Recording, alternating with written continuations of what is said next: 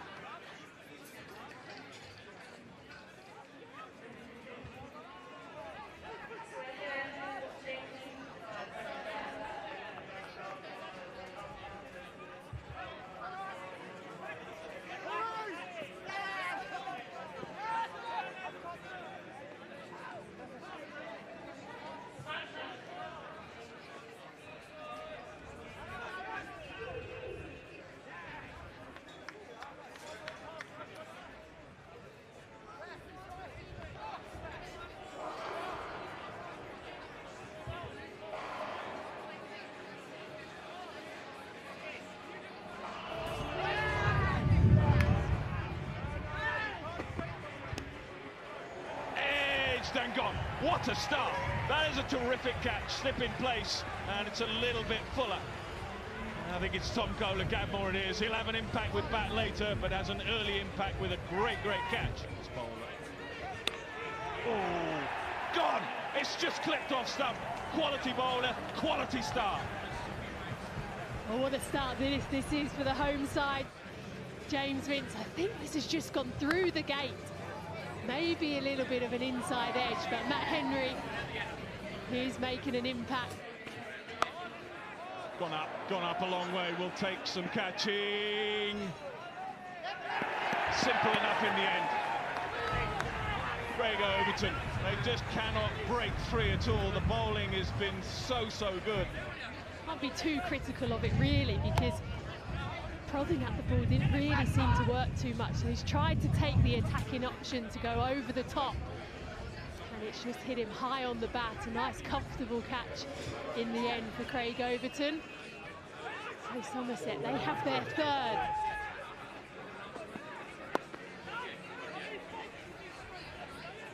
I think in this situation as well, you have to manage your expectations as a batting side. Could be out. 6. Lovely shot. High-class shot. And we haven't found the boundary on too many occasions. That's real quality from Tom Pratt. Aggression. We haven't seen too much of that, understandably, with the ball moving around. Lovely shot.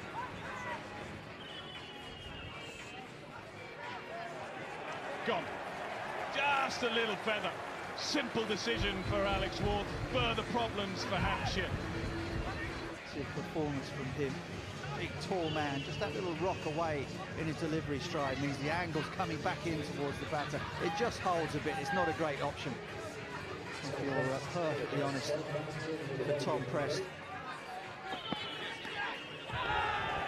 That is getting worse and worse by the minute. They are now 5 down. Again, it's length. There was a little bit of width on this occasion, but edge is found again. Absolutely obsessed with trying to get the ball square and back with a square.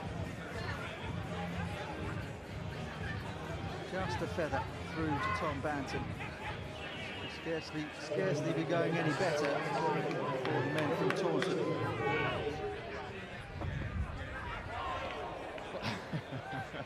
He tried that on that occasion. What a spell. Outstanding spell from Craig Overton. Yeah, conditions in your favour, but he bowled it brilliantly.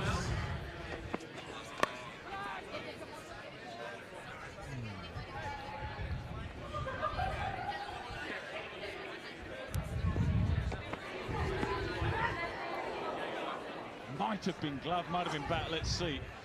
Yeah, it's runs, it is runs, and they'll feel they perhaps just need a little bit of luck to get themselves going at 34 for 5. With him balling short on this occasion and finds the boundary.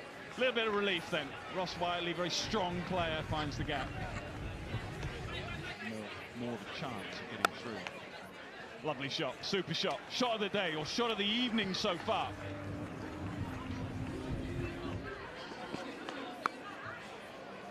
Pulled away, real aggression. And the 6, well, I think it's the first 6. Just a bit too short, even on this surface. That's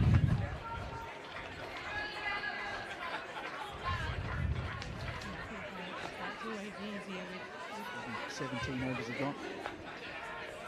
a bit of innovation. Shouts of catch, and as simple as you like, pace off delivery from Gregory Dawson, hoping to use the pace, it just wasn't there.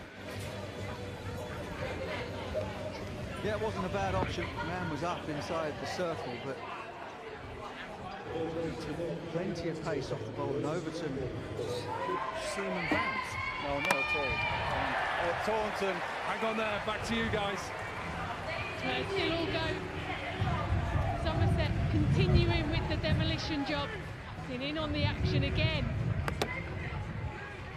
Yeah, Curry will be wondering how he's managed to get that ball from so wide of off stump.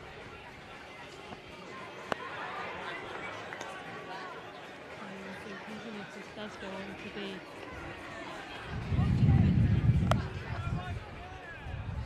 well, firmly struck, but protection out on the leg side.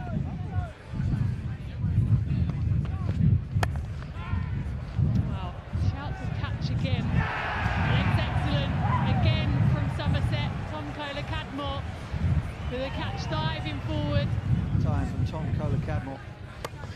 Whiteley, usually so powerful down the ground, just did not get this at all. Perhaps a little surprised that the ball was up there as a low full toss. So disciplined to have Hampshire.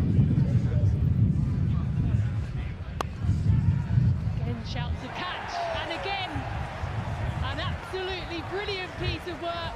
Craig Overton. I think that's his third one of the evening. This was definitely the toughest of them.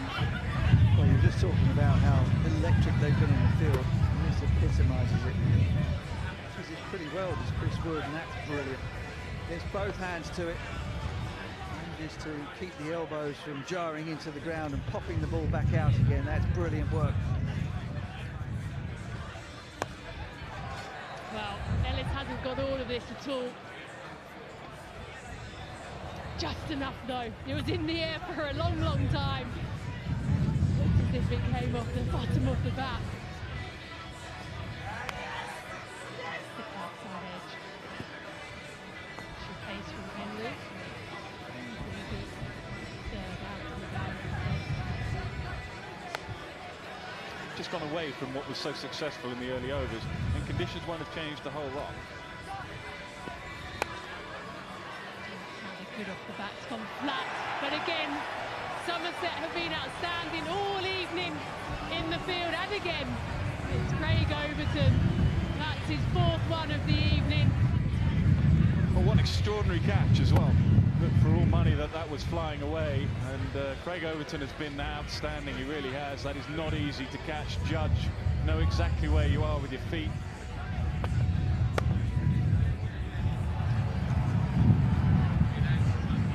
Oh yes.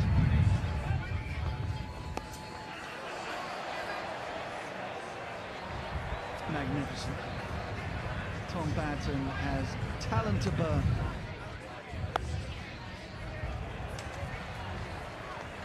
Banton up on his toes. That's beautifully played as well.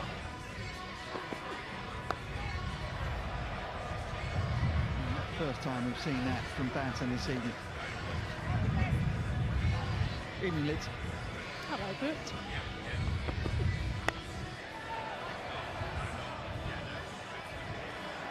And he finds the boundary again. Gone. That's a really good catch. Sharp from Crest. Well, it was certainly there. Slee just giving himself some space, backing away to the leg side, trying to open up the offside, and a good catch from Crest actually, just diving with his left. A huge job to do here. Banton wants to get on with the job and get it done quickly. Oi! No, that has been hit ferociously hard off the back foot through extra cover. Saw him coming. Yeah, you can't make a mug of Dawson for too long. That's a clever piece of bowling. Maybe a little bit of a send-off. Wily old bowler, Dawson. Just looking to open up that offside again, too far away. Wow. Ola Cadmore has destroyed that over mid-wicket.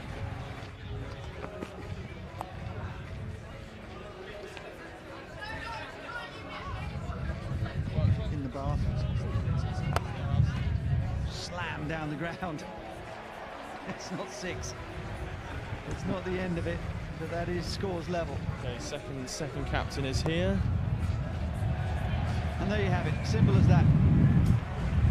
Somerset take the 2 points,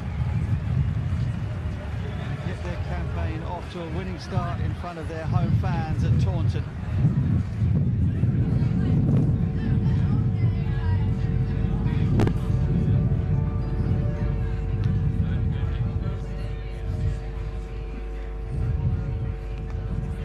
Is that a bit better?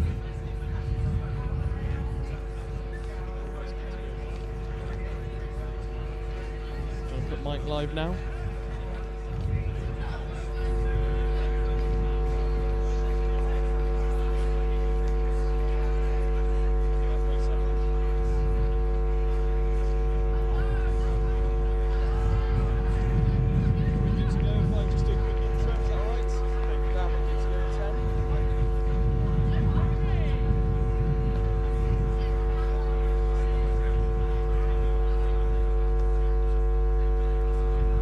welcome back to a blisteringly hot evening here in Taunton. It is time for the coin toss, so I'll hand over to the two captains.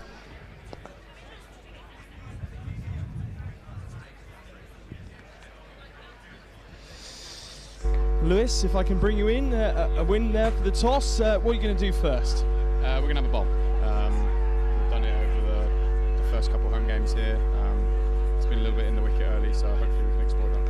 And the boys at the moment, full of confidence. You must be delighted with how things are going. 5 from 5 is obviously the target tonight. Yeah, absolutely. Boys playing some great cricket. And yeah, fingers crossed we can keep that momentum rolling tonight. And just quickly before you go, any changes? Yeah, Craigos back in for Henners. We've got the luxury of a lot of bowling resources, so we've got a busy period over the next 8 weeks, so yeah, just managing some loads. Brilliant. Lewis, good luck for this evening. Stevie, if I can bring you in really quickly, any changes for you tonight, and does it change your thinking at all, the fact that you have lost the toss there? Yeah, we have Toby Rowland-Jones, experienced campaigner, coming in for Blake Cullen, who has a slight niggle. No, not at all. We know this is a high-scoring ground. We've actually been batting really well in this competition, regardless of results. We've been putting teams under some really good early pressure. I think we were 150 odd after 10 2 days ago. So, yeah, we're playing with real confidence with the bat, and hopefully we can start well again tonight. Well, Stevie, all the best. I'll let you continue your warm-ups. Just a reminder there, Somerset have won the toss and they will bowl first.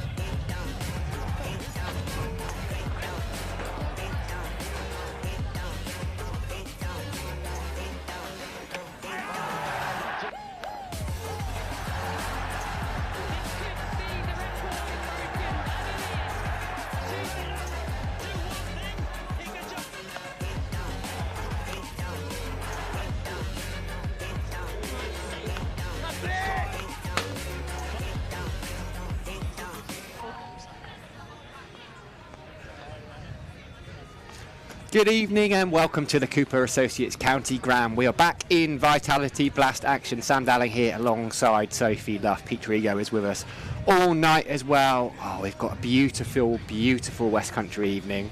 Somerset versus Middlesex. Both teams 4 from 4. Fortunately, from a Somerset perspective, that means it's 4 victories. They top the South Group. Middlesex, well, it's been much more difficult going, but they definitely represent a tough challenge. It's the first Friday night home T20 of the season.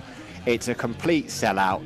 The Cooper Associates County Ground is looking glorious. The players are out warming up in front of us. Sophie, Somerset have won the toss and are going to bowl. Life doesn't really get much better. It doesn't, does it, Sam? It's a beautiful view from up here. I say this every time I'm up here, that we've got the best seat in the house, and nothing better than a Friday night under lights. The sun is still shining currently. Wouldn't want to be sat in the Somerset stand currently, looking a little bit shady, a little bit chillier over that side. But the family stand and the Colin Atkinson Pavilion in glorious sunshine, and yeah, could be a good game tonight. That's where you and me differ, Soph. I'd be straight into the Somerset stand, into that shade. Even factor 50 on for me, even in that shade. Look, we're hearing one change for Somerset. Craig Overton comes back into the side. It's Matt Henry's turn for a rest, so Josh Davey, he retains his place. Look, it's a really strong Somerset lineup, and it's very difficult to pick any fault with what they've done so far. Yeah, it's very difficult to fault them actually, which sometimes unusual from a Somerset perspective, especially how they would have started the season in the county championship. I'm sure a lot of people have got some views on that, but you can't fault the way that they've started this T20 competition. It couldn't have gone any better really. Played for 1-4, tight game the other night, Duckworth Lewis I think it was, at Kent. They just seem to have the wall over us most of the time, but we managed to scrape through that one.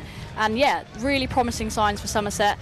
You know, Banton, TKC, Tom Kohler, Cadmore, both got 130 runs to their name in this comp. Started really, really well, striking it over 170 for both of them. And then we've got Gregory Green and Matt Henry, who, you know, having a rest tonight, all with 7 wickets apiece. They're looking very good so far.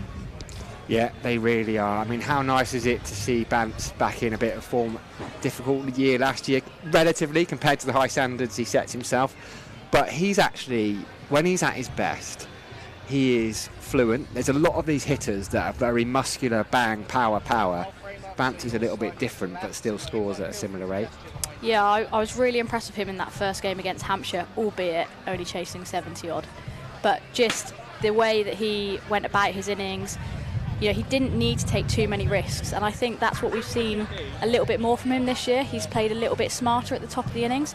I think last year we saw Smead sort of, you know, burst onto the scene. It was very like crash bang wallop, a lot of maximums, a lot of boundaries, and Smead was the main aggressor.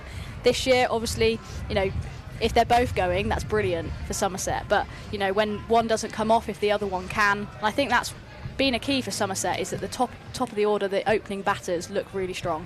How good is that man on screen beat? I mean, he looks very chilled out, and he cap on backwards is a very Lewis Gregory look. He's the skipper again. Hasn't had to do anything major in the bat, and I say hasn't had to because Somerset have been so good, but he's picked up, 7 wickets already. He looks fit again. He's still able to bowl that quicker ball when he puts it through. We're so lucky to have someone like him leading the side. Yeah, absolutely. I think it's been brilliant. I think Lewis thrives off that leadership opportunity as well, and I think it gives Tom Abel the opportunity to get on the boundary ropes and, you know, be a crucial cog in terms of the fielding department. And I think that is one thing that has stood out for me. You know, we talk about Somerset's fielding every year, but this year, the first 4 games, it's been exemplary. I mean, the 2 games here, their catching has just been superb. Everyone looks so comfortable under the high ball, and, you know, when chances come in T20 cricket, you've got to take them, and they've been able to do that.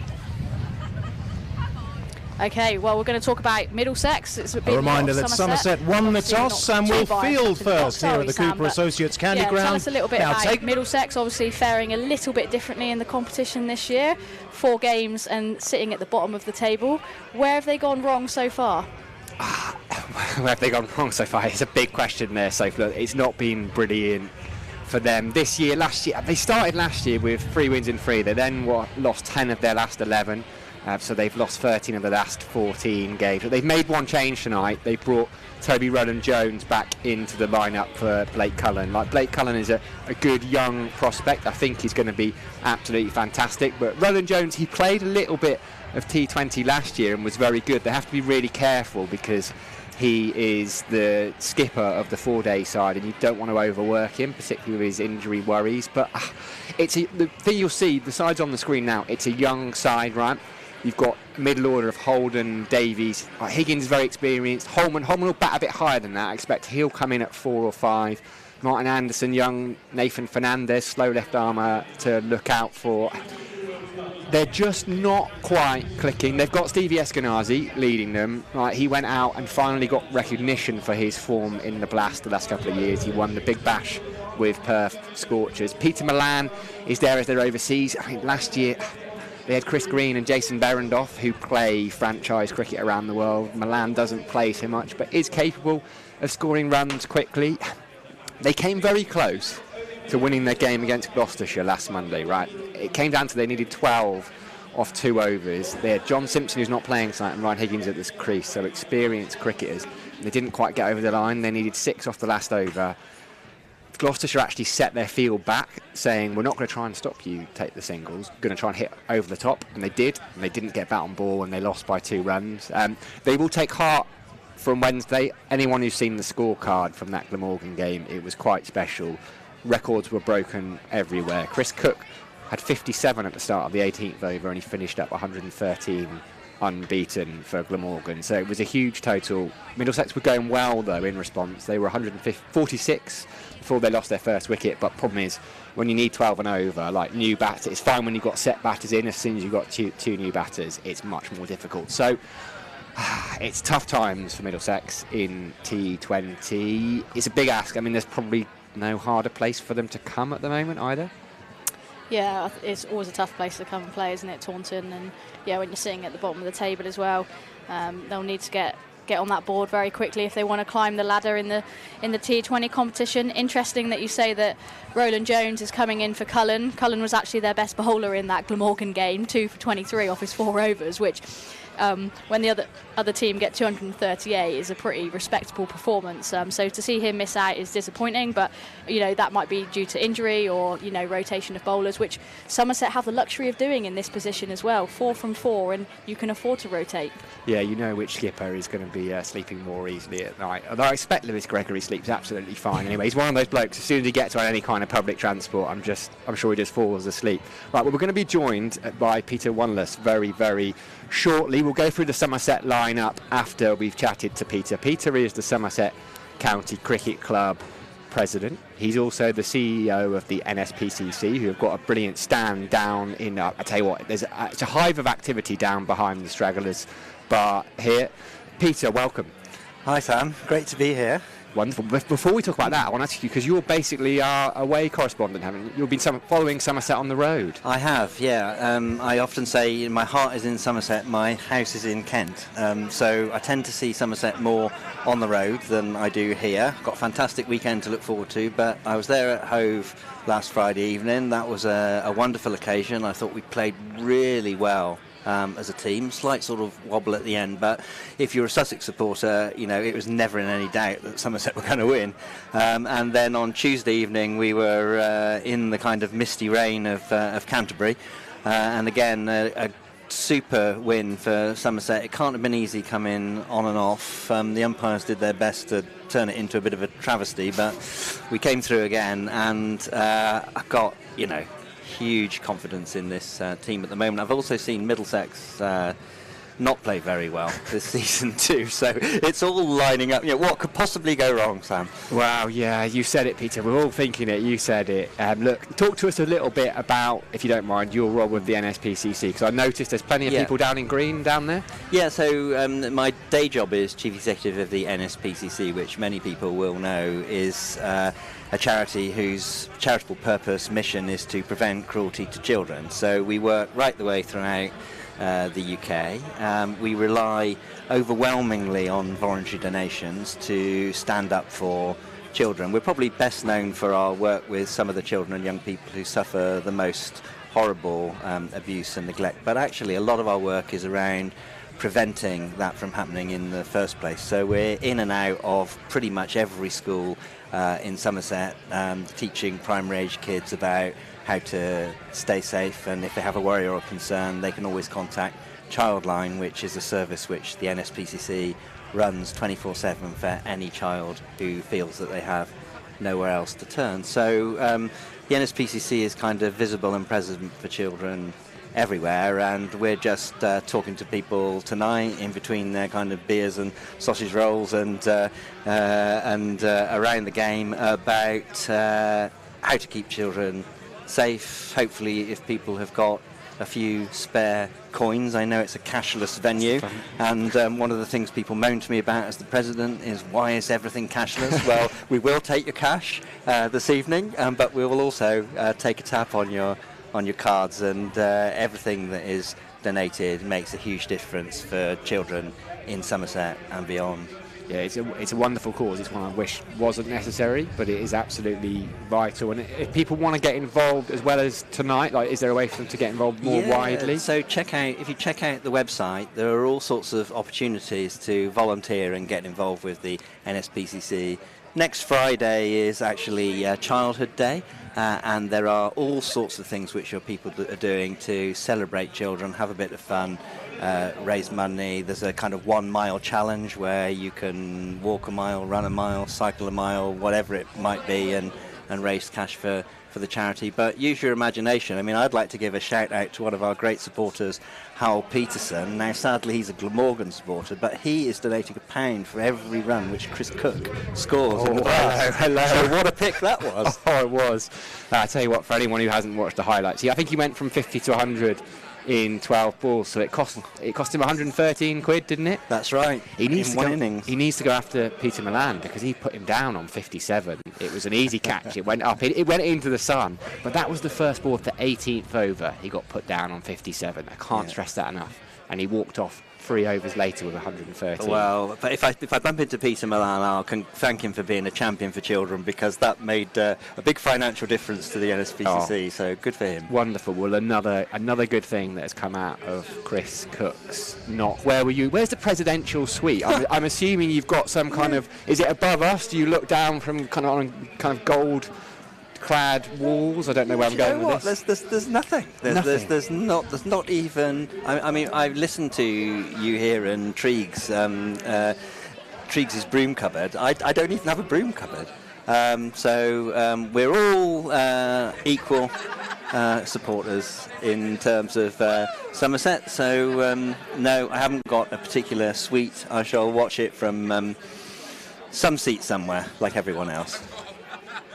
Some seat somewhere. Well, that sounds like a pretty good seat. Well, look, let's go pitch side. Peter, thank you very much, because Jason Kerr is down there with Toby.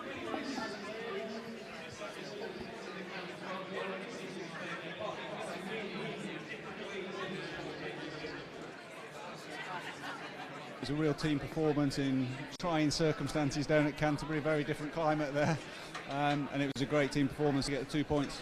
And there's nothing better than an evening down here in Taunton at the Cooper Associates County Ground. Packed house again. I've been in the fan village. It's phenomenal. Is there anything better as a head coach on nights like tonight?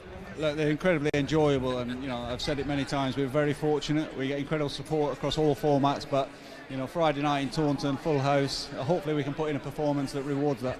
And just finally, Middlesex, of course, have had different fortunes to you so far. A wounded beast, perhaps, and you have to be wary of the threats they possess. Yeah, look, they've got some incredibly talented players. They're a very dangerous side, but it's important we concentrate on what we've been doing, how well we've been playing, and try and take that out there tonight. Perfect. Well, we wish you good luck, Jason, for tonight.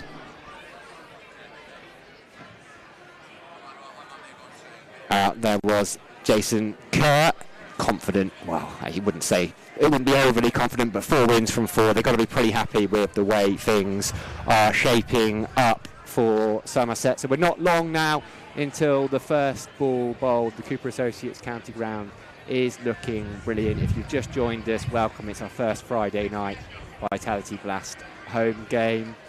Let's have a look at the Somerset side. We ran through the Middlesex side a few moments ago. Then we had a bit of Peter Wanless, and Sophie Luff's back next to me, and there is the Somerset side. So as I was saying, one change. Craig Overton, it was his turn to rest up at Kent on Wednesday. Not a bad trip to miss, to be honest. I don't know if he went or not, but you'd be quite pleased if you're going to miss one game. Kent away for the trip. He's out. He's back in. Matt Henry's out. Josh Davey retains his side. That is a strong-looking lineup. So. Yeah, looking very good, and they're playing some very good cricket at the minute as well. So, yeah, they'll be full of confidence tonight. But T20 cricket, anything can happen, Just because they sit at opposite ends of the table doesn't count for anything. You've still got to turn up, still do your job, but they'll be thrilled that they've won the toss as well. They're bowling first. That's probably the formula that they want to stick with most of the season if they can. Yeah, well, I was having a look back through earlier, actually. They've won the toss in 3 games, the first 3 games. They did exactly what they're doing tonight and elected to field. Kent switched them round. Like, teams they look at this stuff. When you're with Western Storm, do you know what the other skipper likes to do? I know when you turn up, a lot of it does depend presumably on the pitch and the conditions, but will you be aware of what the other skipper likes to do? Yeah, I think you will know what other teams have done, whether they chase well or set well, and you'll have a preference as a team as well. And I think we've seen over the last few years, especially here at Taunton, that Somerset have a preference of bowling first and then pretty much saying, well, whatever you get, we're going to chase it down. So yeah, you definitely do have to consider that, but obviously you have to consider the pitch conditions. Most days in T20 the pitch isn't going to change too much, so I think the formula that does suit that team they will probably try and stick with as often as possible. Well, it certainly looks to be Somerset's theme, and I guess it's difficult to say what's stronger in terms of batting or bowling, but they obviously back themselves to chase anything down. But as you say, like Middlesex, if someone like Eskenazi gets going, Joe Cracknell made 77 on Wednesday. He's a really good player. Like, he hits a hard ball. They're at a stage. There's a few of those guys, people like Cracknell, people like Holden. Luke Holman's a little bit younger, but they're at a kind of stage where they need to step up and become senior players, and they're still learning, but wouldn't they love to learn? You learn a lot by losing, I know the old cliche, but you also need to win a couple of games as well to get that winning feeling. Yeah, absolutely, and they say winning's a habit, don't they? But it breeds confidence, and like you say, those younger players, that experience that they're gaining, when you're doing it whilst winning as well, you know, that can change your mentality as well. When you're doing it, you're trying to learn through losing, it's a tough place to be. The pressure's always on you. And that's where Somerset at the minute looks so strong, because I guess they've got an element of freedom in a way that they're playing. You know, they've obviously got a very strong lineup, but it does give them this freedom to go and deliver their skills. And, you know, Middlesex on the losing end of things so far, it just puts you under more and more pressure. You're almost chasing it then, you know. You're desperate for that first win, and you're almost thinking, where's it going to come from? And that's when it becomes really difficult in tight games. You know, you spoke about that tight game against Gloucestershire. When you're winning and you're on that winning habit, those are the games that you get. When you're losing, those tight games, it's almost like, oh, we can't find a way to win here, lads. So, yeah, it becomes quite difficult. But, yeah, T20 cricket, anything can happen. They've obviously got some great players in their lineup as well. And, you know, it only takes 1 or 2 players to come off in the T20 to win the game for their side. Their confidence means so much. In the Somerset dressing room, right? Because you would think at some point they are going to lose a game or two. In 14, T20 cricket, like, you can be as dominant as you like. There'll be the odd time where it doesn't come off, and that just has to be okay, right? You just have to say, well, we're not going to get overly exercised about it. Yeah, and actually, from a Somerset perspective, them losing a game will actually kick them on in a better way as well, somewhere along the competition. Yeah, absolutely. So, right, well, let's have a look at a little inspirational video we put together. And not me personally, I don't know if you've done it, so I haven't done it. And then I haven't seen Triggs in person. I've seen him walking around looking dapper somewhere, but I think we might hear from him with a bit of a pitch report after that.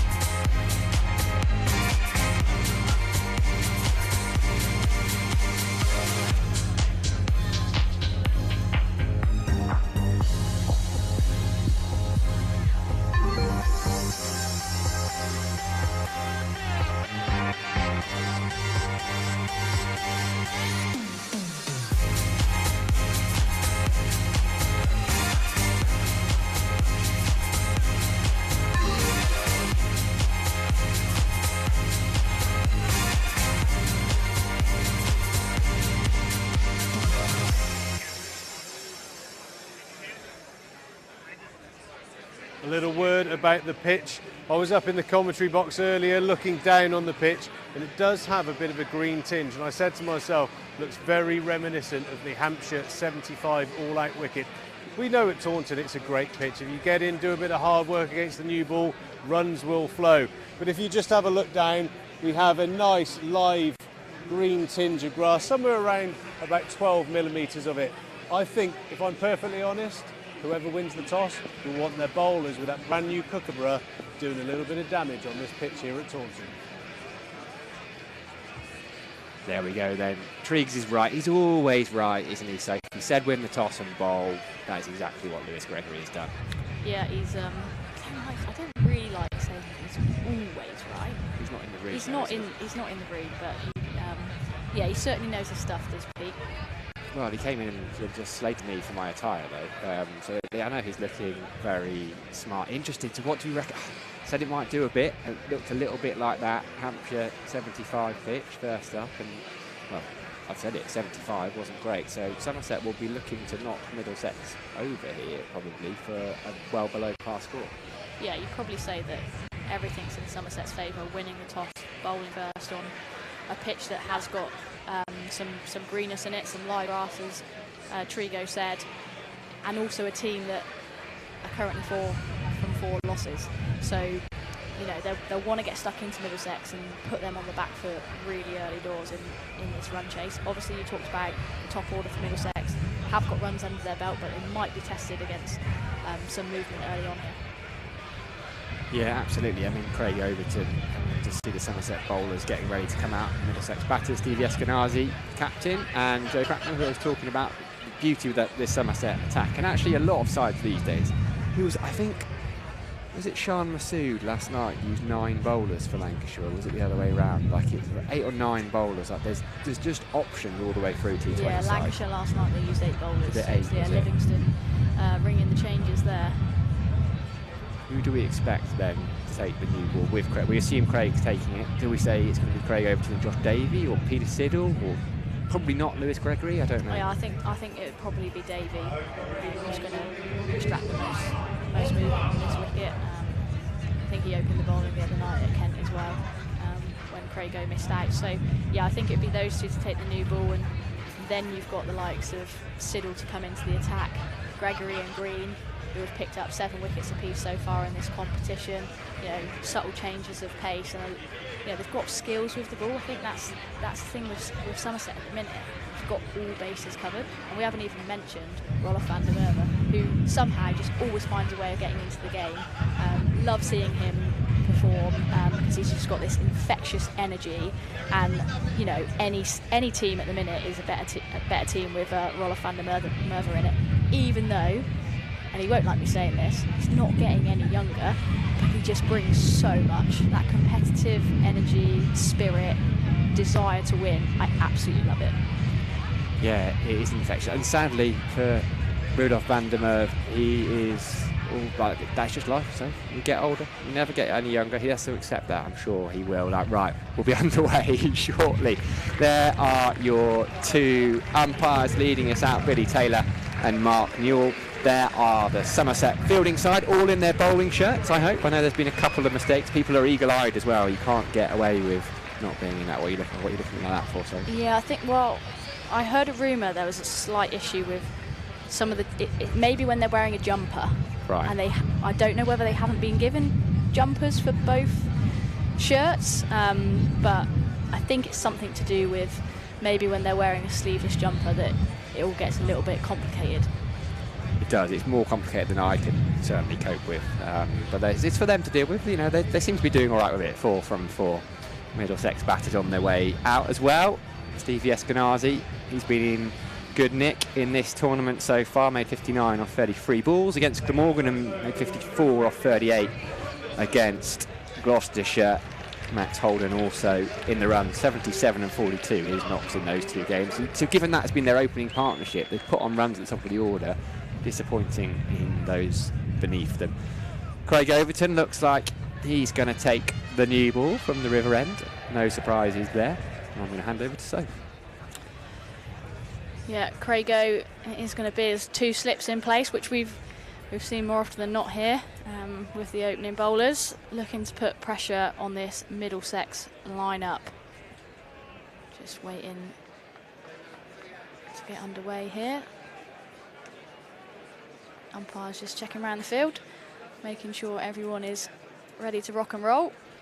Craigo's at the top of his mark, and he's striding in now. Just tucked into the leg side. Eskenazi opens his account and opens Middlesex's account.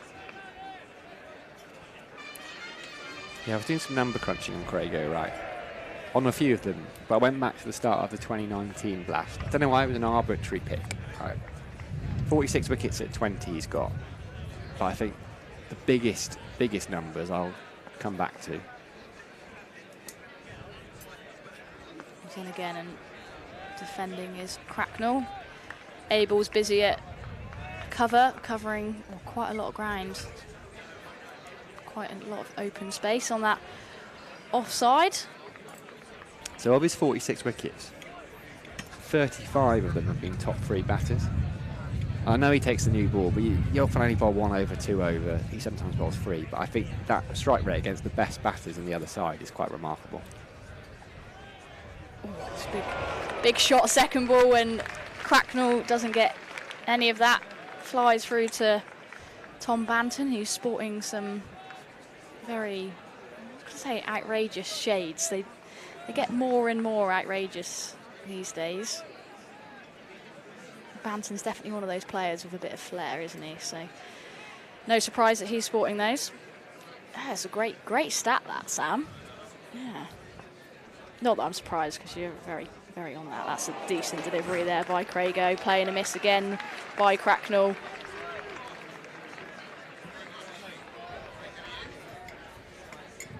Batters just having a bit of a, well, a little bit of a look at the wicket, a little bit of, not really gardening, but just a part of their routine, little few back taps, just trying to assess conditions early here.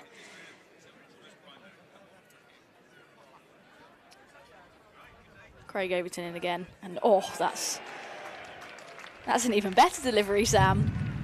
Just kissed the pitch, didn't it, and leapt up. It's like watching a Champo game at the moment. Craigo, it's just that line and length.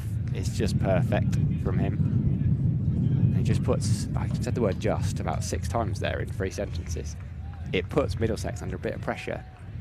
5 balls gone, just the 1 run. It's not the flying start you want as a batter. No, but they've had limited opportunities to score. If Craigo is going to continue to put the ball in fantastic areas. That's another dot ball there. Again, that is a great start from Somerset, a great start from Craig Overton. Middlesex here, 1 without loss. Yeah, brilliant start from Overton there. He does quite often bowl 3 actually up top. He did last year a fair bit, although it was usually Tom Lammonby. Do you remember it wasn't really experimenting because it worked. He would bowl the first over of left arm seam, probably because teams often try and sneak a bowler an over from a kind of not lesser bowler, but one of the 5th or 6th bowlers early doors. Somerset haven't gone down that route this year. Yeah, I think we might be seeing less and less of that, actually. I think when T20 first came in, we definitely did see that, and more often than not it was a spinner, trying to sneak an over of spin quickly in the power play and put the batting side under pressure by almost bowling the over before they've realised. But it's going to be Josh Davey then from the Marcus Trescothick Pavilion end. Yeah, 1 slip, quite a wide slip.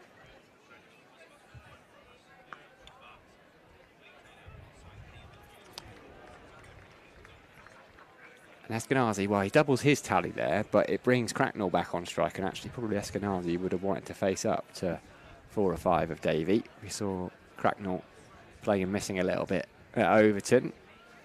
Josh Davey, similar in terms of his accuracy, not quite got the pace of Craig Overton, but actually on this pitch with that new white ball, it's the time it's going to wobble about a bit, it might do.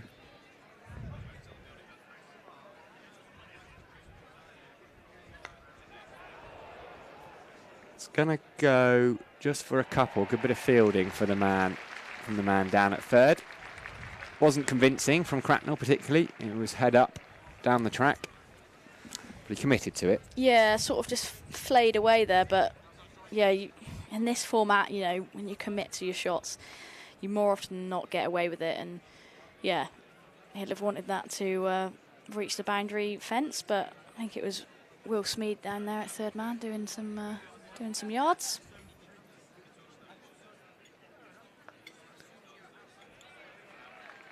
This is a good start from Somerset.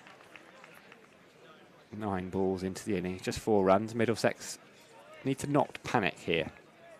Somerset have bowled well. You'd love to get off to a flyer. But I mean, as Glamorgan showed against Middlesex, they only had 50 odd off the power play and they were 2 down and they ended up making 240. So there is time in the T20 game. You have to remember this. Yeah, and they won't want to make the same mistakes that Hampshire did here at the start of the season. Again, well bowled. Just not giving him any width there, Josh Davey. That was very good. Cracknell was trying to cut it, but there wasn't the width. It was into his body. And I think it's Ben Green at backward point. It is, yeah. He's He's been there in every game that I've watched so far for Somerset, and in really tight as well. Just cutting off that angle, and Somerset are such an aggressive fielding team. Eskenazi's got a couple of quick singles, but Somerset really trying to squeeze in the ring here. Always gone. First wicket of the day. Pressure tells. Joe Cracknell comes down the track. Another big swing. It just nipped back in, I think. Takes leg stump out of the ground, and Middlesex are 4 for 1. Yeah, you were saying they just need to have a little bit of patience there, and Cracknell has not showed any. That's, in my opinion, quite poor batting there. Just in no position to hit that. Lost his head position, and Josh Davey, it's a simple game when you keep the stumps in play. The batter misses, and he hit the stumps, and Somerset have got a wicket up on that board within the second over, and Middlesex 4 for 1 here. Not the ideal start for the visitors. No, not at all. It brings Peter Malan to the crease then. Played a little bit of Test cricket for South Africa, did Peter Malan. 33-year-old. Made 80 off 45 balls a couple of games ago for Middlesex down at the Ageas Bowl. They did lose that game, obviously they lost it. Played a lot of cricket in England. Peter Malan was at Middlesex last year. I mean, was one of those that played a lot of Lancashire League cricket when he first came over, 10 years ago or so now. A couple of slips go in. I like that from Somerset attacking.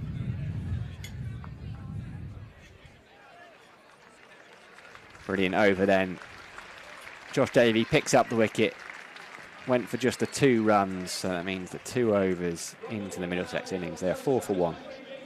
Yeah, great start by both Somerset openers. Craig Overton obviously putting the pressure on in that initial first over, only going for 1, and then Davey picking up the wicket. Somerset will be looking to attack in this power play. How often do you think, power play, you think it's a batter's game, and, the bowling team are just trying to get through that first 6 overs, but Somerset on the front foot here. Goes for the scoop and doesn't get any of it. Banton does some good work behind the stumps. Never easy as a keeper when batters shape up to play those funky shots. Yeah, like Tom Banton has finished a long way down the leg side there, but it's not given us a wide. I don't think that's missed the stumps by much. It was good bowling from Craig Overton because he saw Eskenazi go really early. And as you were saying in the previous over, it's a simple game if you bring the stumps into play, and that's what Craig was trying to do.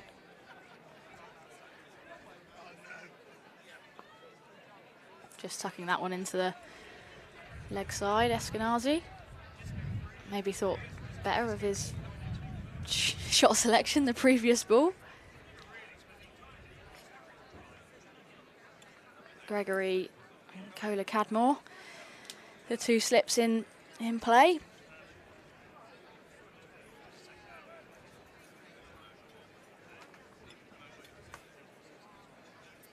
Overton in again then. Malan defending that one.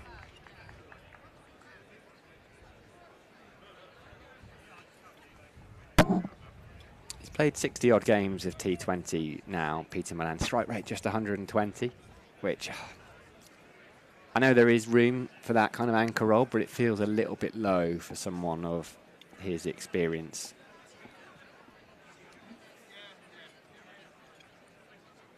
Overton from the river end then, and cutting Malan in half. Shape back in there. Really cramping the Middlesex batters for room here.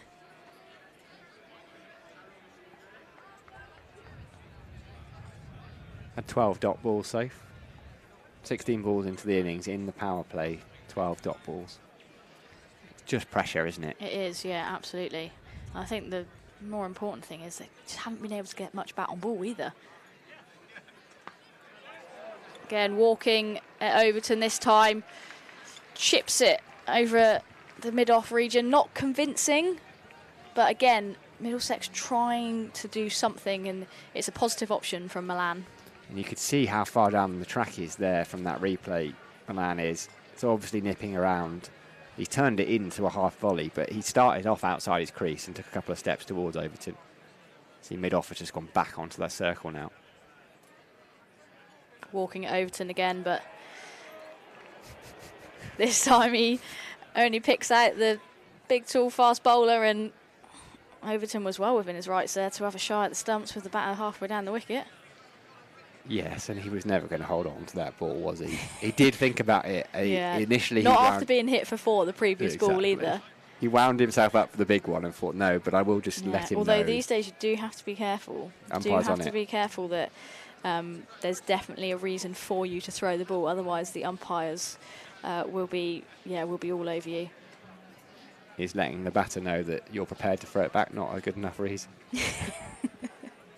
Josh Davey going to continue then. Eskenazi's on strike. There's one slip in. Peter Sidler is up at short fine.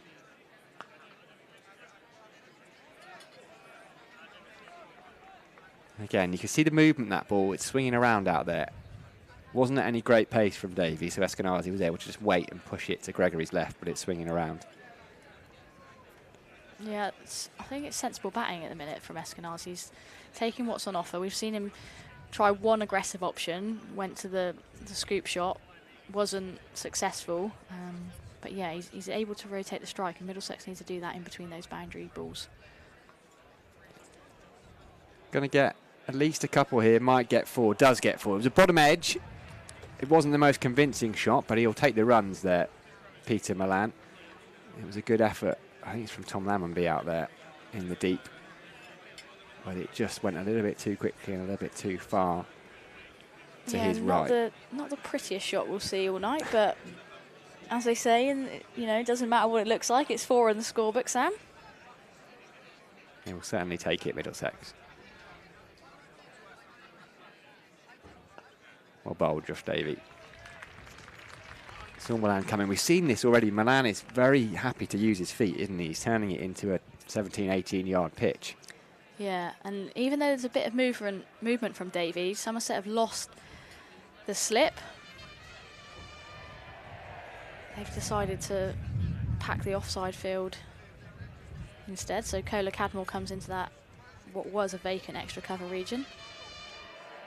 We are going to see another change in the field, though now. Third man's coming up, and Craig Overton's going back to long on.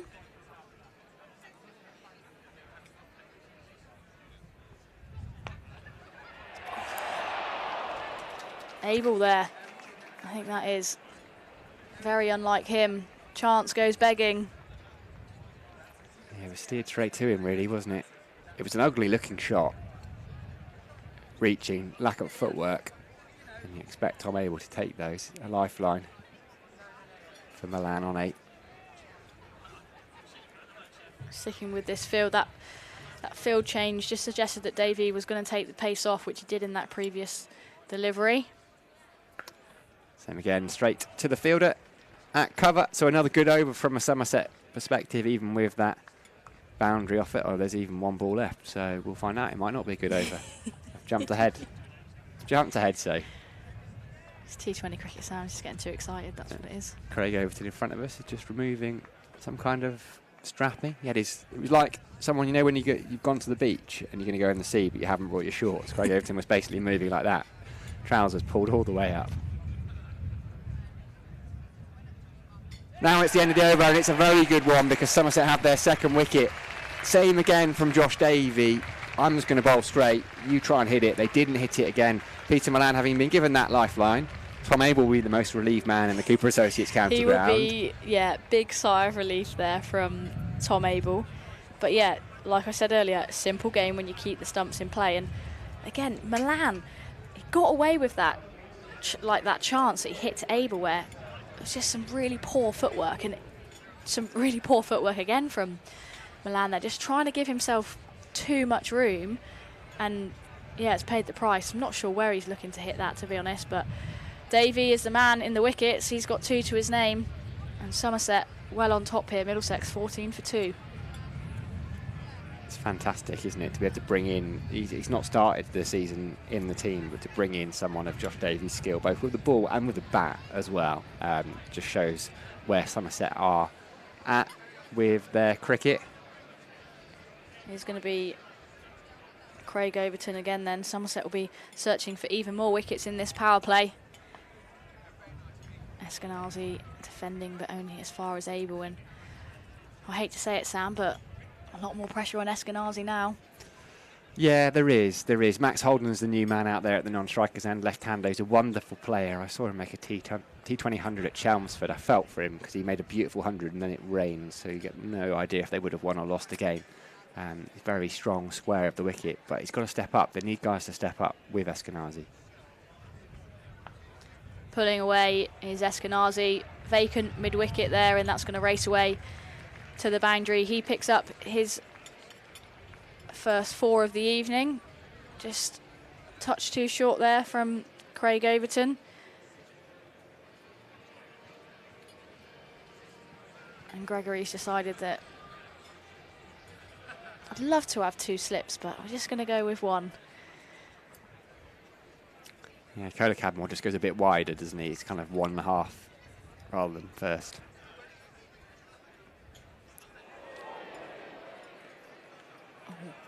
Has that got him on the glove? And he's dropped his bat halfway down the wicket. He's not interested in picking it up either. Might just be taking a couple of seconds here to compose himself. Again, I think Overton may have seen Eskenazi coming there and banged it in a little bit shorter, and it's caught the Middlesex batter. He is going to pick up his bat.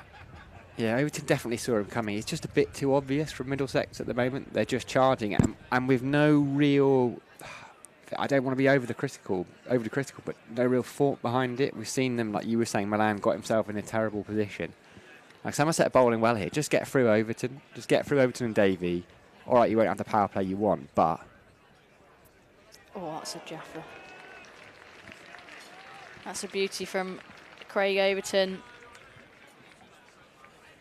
Would Lewis Gregory right now be thinking about giving Craig Overton 4 in a row?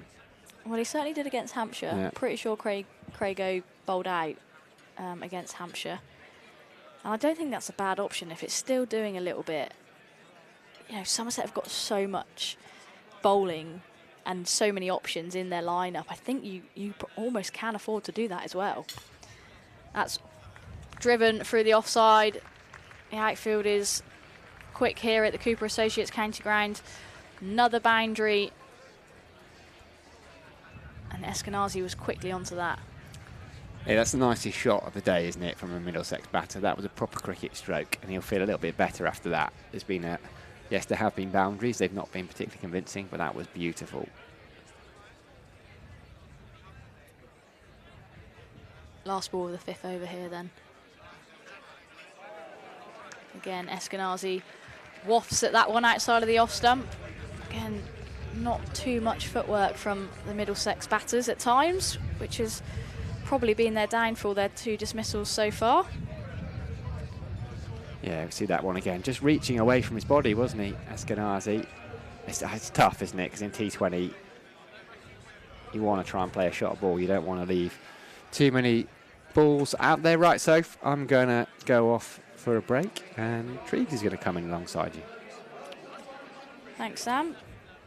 Be great to have Mr. Trigo join me in a couple of seconds. They're just sorting themselves out.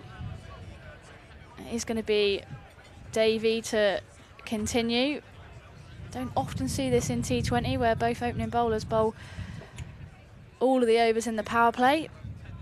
It's going to be a dot ball there. Zluff, good evening. Mr. Trigo, how are you? We should make this a thing. What a great start from the Somerset pair. It's because you're looking so formal, so I thought I would formally introduce you.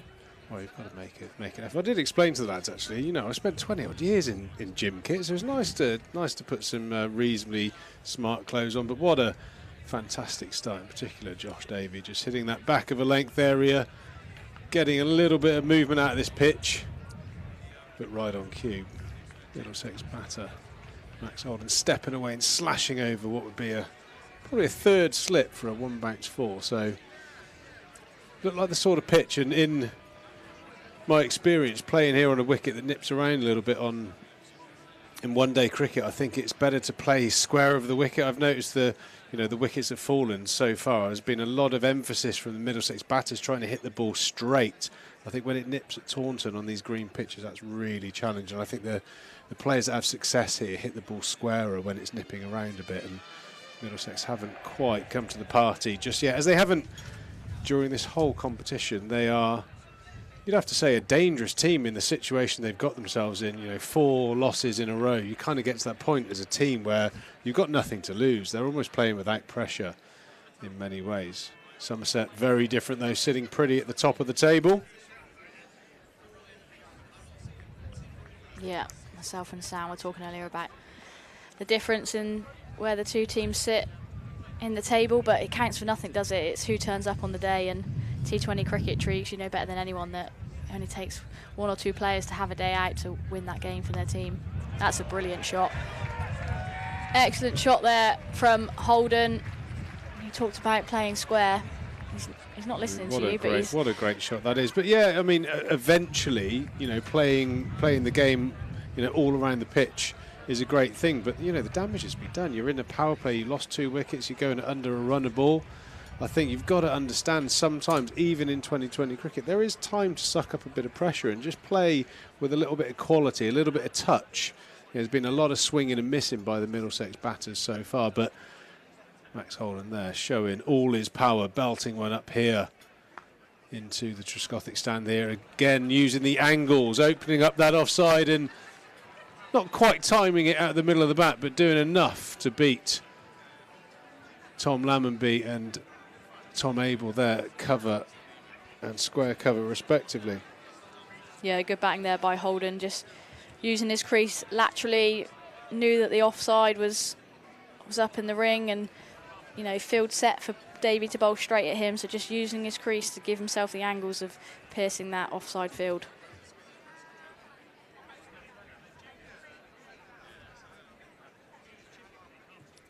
There is always that sort of captaincy moment, you know, you've led sides yourself, where sometimes someone's on the roll and you get halfway through the next over and you just think, is it one too many? 3 consecutive overs in T20. It's pretty tough. I know we had that case when Craig Overton did it so well against Hampshire, where he bowled all his 4 straight through. But it does feel like Josh Davies maybe just bowled that 1 too many tonight. It's been expensive, this one. Middlesex just scratching themselves back into contention at the moment. Again, through the offside, out to the cow corner fielder, Rolf van der Merwe, with one of his underarm flicks in from the deep. I don't think there are many world cricketers that can underarm a ball quite as far as Rolf van der Merwe. He's got all the skills, hasn't he? 1 more ball left in this power play, and you'd have to say that 5 balls ago it was probably massively in Somerset's favour, but I think Middlesex have kind of dragged it back to something like parity. Yeah, I think it's, again, just conducive to this format of the game. 1 good over, and you know, sometimes the complexion of the game can change, and yeah, Davies been under pressure this last over of the power play. Nicely timed by Eskenazi, who's certainly one of their danger players. Power play over, 40 for 2, very much, I think, just edged by Somerset that last over. A little bit disappointing from Josh Davies' point of view, but 2 very important wickets. Well, you're saying that maybe Davey had bowled 1 too many in this power play, Triggs. It's going to be Craig Overton to continue. He's going to bowl his allotted 4 overs straight out.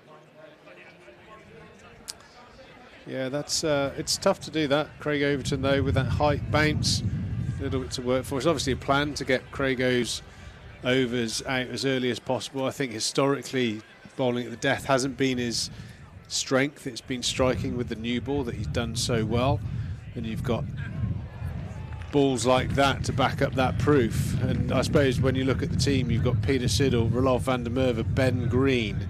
Ben Green in particular looks like he's really worked hard on his death over skills, so he's been bowling a lot of Yorkers, a lot of knuckleballs and slower balls, so certainly the captain's looking to use Craig Overton's attributes here.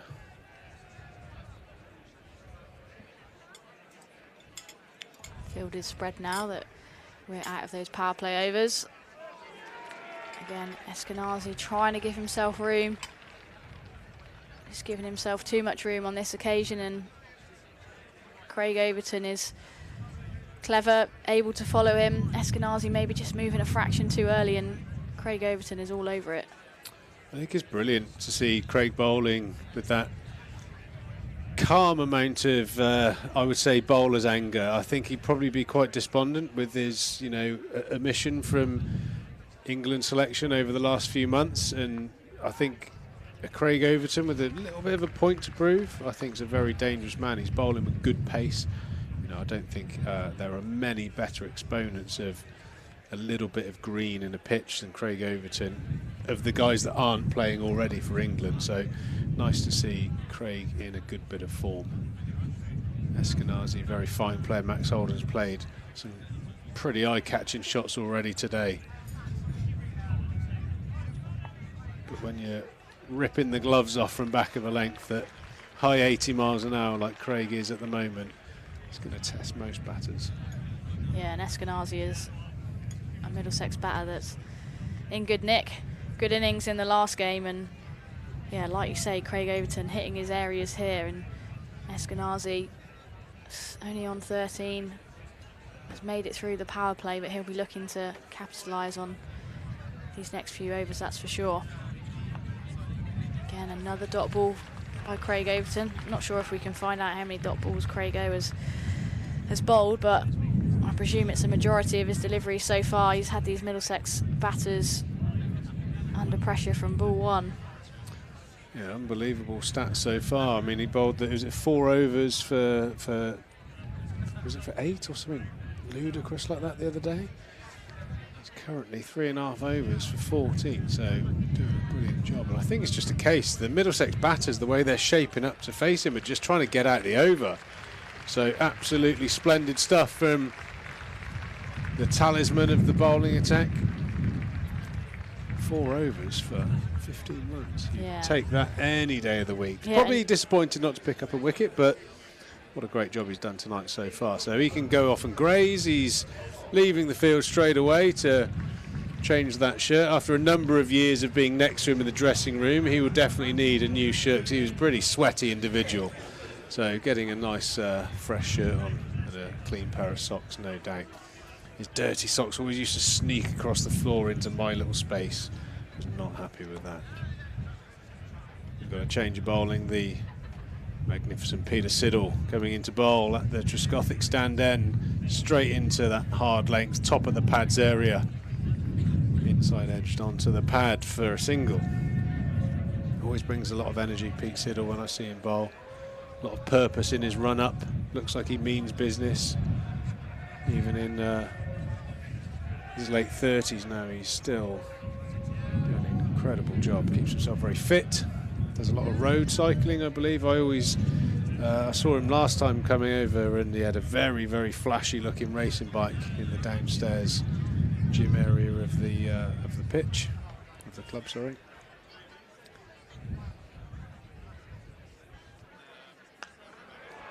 Bang one in. Is that going to be enough?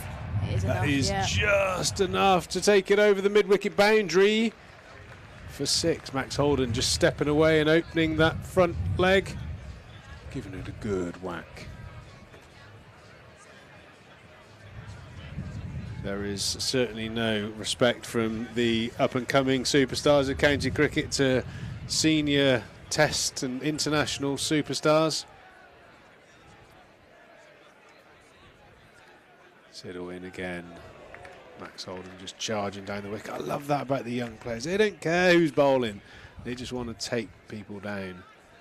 Yeah, it's a good reply there from Siddle, showing all his experience. Won't have enjoyed getting hit for 6, but he's a competitor and he's played so much cricket. He's got all the skills up his sleeve, hasn't he, to counteract that next delivery. He knows what the batter's probably looking to do as well, and yeah, followed it up nicely. He certainly has. He had a few people jumping around in their seats in the Somerset stand.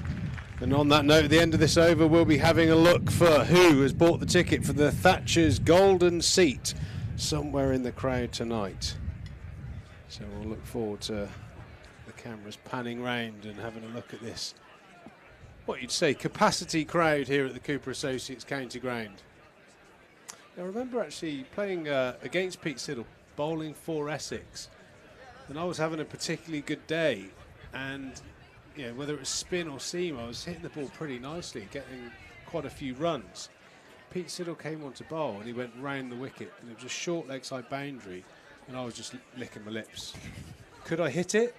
He literally was firing the ball into the back of my ankle, and he just had a way of just slowing my run rate down. Really, frustrated me, and I ended up getting out to him.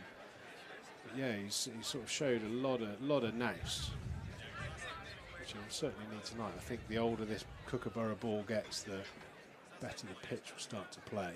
Max Holden steps away, and he steps away too far this time. Pete Siddle with the arm raised, pointing to that pavilion. He certainly wouldn't have enjoyed being hit for 6, but Pete Siddle wins the battle. Yeah, he enjoyed that one. Holden, again, using the crease laterally on this occasion, just giving himself too much room. I think he was looking at where he wanted that ball to go rather than watching it onto the middle of his bat, and unfortunately for Holden, middle stump bells off, and he is trudging back to the pavilion. Very Middlesex. much a case of you miss, I hit. Absolutely. Peter Siddle, he's bowled a flopper. That is out, on your way, and I think it's just in time for us. Hey, time for my favourite part of the night, the Thatcher's Golden Seat. A slab of 24 cans of Thatcher's up for grabs, no fighting, block 2.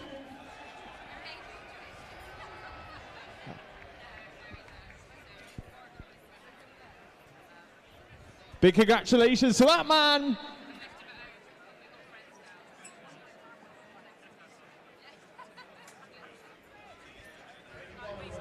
Change of bowling here at the River End. Lewis Gregory into the attack. Captain at the moment. For those who follow the Southwest Sport, that was Toby Osborne down there in the crowd. Normally seen rummaging around the commentary boxes and the stands at Ashton Gate for those who follow Bristol City from down this way. Nice to see him here checking out a bit of real sport.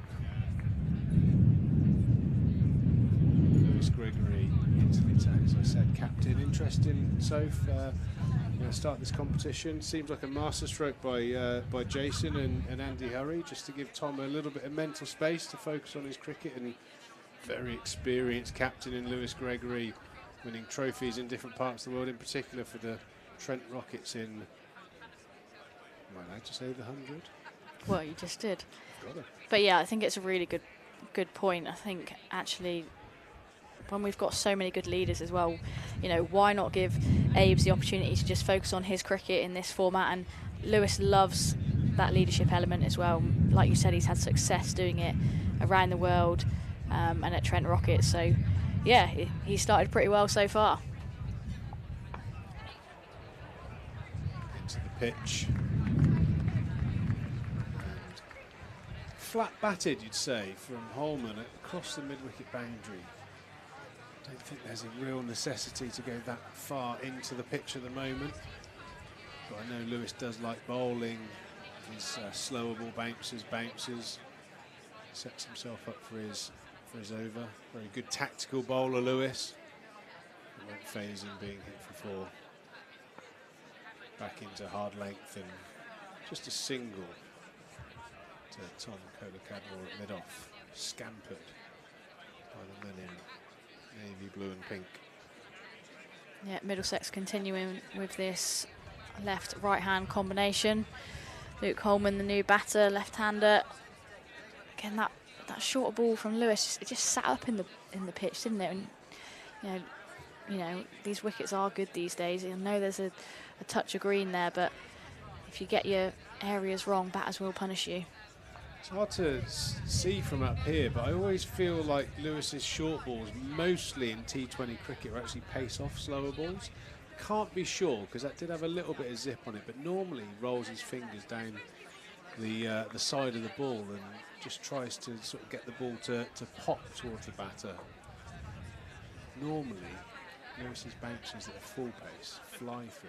He's got a pretty skiddy bumper, but I could be wrong. He's in to try and close out this over. Slightly quicker ball that rushed on to Holman, and he kind of cloths that out to Tom Lammonby deep mid wicket, and that's the end of the over. Middlesex faltering here at Taunton. I think the winning and losing in this game is going to be very much how the power play goes from a not losing wickets perspective. I think that's one of the real benefits here at Taunton on a, let's say, a slightly more sporty pitch than you're used to seeing here at Taunton. Is the Somerset batters have got 20 overs out there fielding, watching what are the do's and don'ts, and hopefully that they're really focused and can compile a game plan that will be slightly more effective in the way Middlesex have played. I think you can just play more, what I'd say in inverted commas, cricket shots in the power play rather than just trying to go a bit too gung-ho. But then we've got Smeed and Banton, so who knows what's going to happen. Well, off Van der Merwe into the attack, straight into the back of the heel. Bowls some tough overs, Roloff van der Merwe. I'm sure the left-hander in particular will be eyeing up that mid-wicket boundary as he did first ball, but Roloff's been there, seen it, and done it. Yeah, always in the action is Roloff. You just can't keep him out of the game. You know, even then, first ball down on his knees. He's going to be bowling to Eskenazi now then. 9 overs gone here. Eskenazi's still just on 18. He's going to chip that. Beautiful bowling from Roloff. He's taken the pace right off that one. That is fantastic bowling from Roloff. That's really, really impressive. He's held that one back, dragged the length back. Eskenazi is all at sea. And I think I was just about to mention, I mean, Eskenazi's been out there for quite a while. I mean, what an extraordinary innings. 18 off 23, very un-Eskenazi-like, but he's also seen a couple of failures. Max Holden belted for 22 and get out at a strike rate of nearly 250. Holman come in and hit a boundary early on. He's seen a lot in 9 overs, hasn't he? Under a little bit of pressure.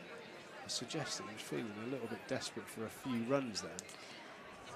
Yeah, I just don't think he's quite ever settled, actually. Not really got to grips with the conditions out there, and I think he's just almost been moving a fraction too early. I think, again, there, Roloff was able to almost hold back the pace of that delivery because he's seen Eskenazi coming. He's almost preempting what he wants to do, and we said you can't keep him out of the game. You certainly can't. He's a phenomenon, is Roloff.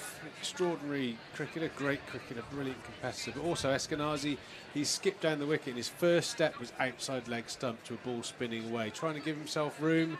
I think he just went a bit too far. He was so far away from it, especially with Roloff just holding that pace off just a tiny bit. Ryan Higgins out there now. Ryan Higgins, from the MVP rankings point of view, he's had a great season. He's getting runs, wickets in all formats at the moment. So certainly a player carrying a bit of form. So certainly no job done just yet, but at 59 for 4, it's not looking great for Middlesex. And I think when you're in these positions, when you've lost 4 in a row, that here we go again feeling would be very much ringing around the dressing room. Yeah, absolutely, and under pressure here at Taunton as well, where you know, usually, what do we say is par here, Pete? You know, 180, 200. If you're batting first, you've got to be able to try and put up a really competitive score, and Middlesex are going to have to go some to try and get up to there. Yeah, I think you're exactly right there, Soph. I don't think it changes, even though there's a little bit of nip in the pitch. If you bat with a bit of quality against the new ball, maybe a little bit more circumspect, you can catch up towards the end if you get in. I still think, even with the green tinge, I still think it's a 170, 180 wicket minimum. So Somerset are doing really well. Like I said, they're asserting their dominance. You know, it's very, very obvious from up here that you're seeing top of the table versus bottom of the table with the way it's gone so far. Just that little bit of clarity in the plans and the execution. And I think some batting at times, it's looked a little bit sort of one-trick pony, but I'm just going to try and hit straight. I don't think you can do that on pitch offering a bit of seam. Anyway, there we go. We are at the halfway stage. And I'm going to make way for gone. Sam Dalling. I'll be back in a bit, Pete. Thanks, Miss Luff. Look forward to seeing you again.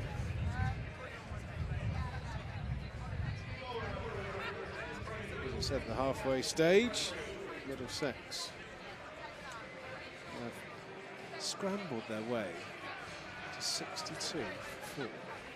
A lot of work to be done, but there's a lot of cricket left in this fixture. Good evening, Sam. How are you? Got a bit of Ben Green into the attack. Just the 1 over for Lewis Gregory. Bowled a nice over, went for 8. Changing it up, getting Greener into the attack. Wicket-taking option, Greener. As they all like. Look, I'm a bit disappointed in Middlesex, to be honest. The way they've gone about it. There was a lot of pressure on Eskenazi. It was a very un-Eskenazi-like innings, as you said. Like, he faced 10 dot balls from Overton alone.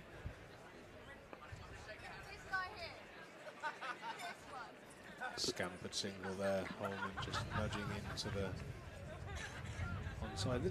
I don't think there's been much in between. There's been either massive shots trying to aim straight and nothing in between. There haven't been any good quality cricket shots. I know we're probably slowly creeping into an era where good quality cricket shots are a thing of the past, but I think when there is nip available, you can't just swing through the line. You have to have a different kind of game to get through that new ball and give yourself a start, give yourself a chance. Yeah, you've got to be a bit smarter, and like they're learning. They're a young side, and they're on this horrible losing run. They've lost 4 on the spin. They've lost 10 of their last 11 last season. I think they've won 8 in 35, 36 T20s, and they are learning. But people like Cracknell and Holden now have got to step up and be a little bit more senior. I know Holden batted well. Yeah, I suppose in the context of normal games, 22 off 9 is a good knock, but when you're 3 down, it's probably not an amazing knock, or 2 down, or whatever. But I don't know. It's I think a lot of 2020 sides now. In fact, in most cricket, a lot of coaches are very pro the we keep going kind of.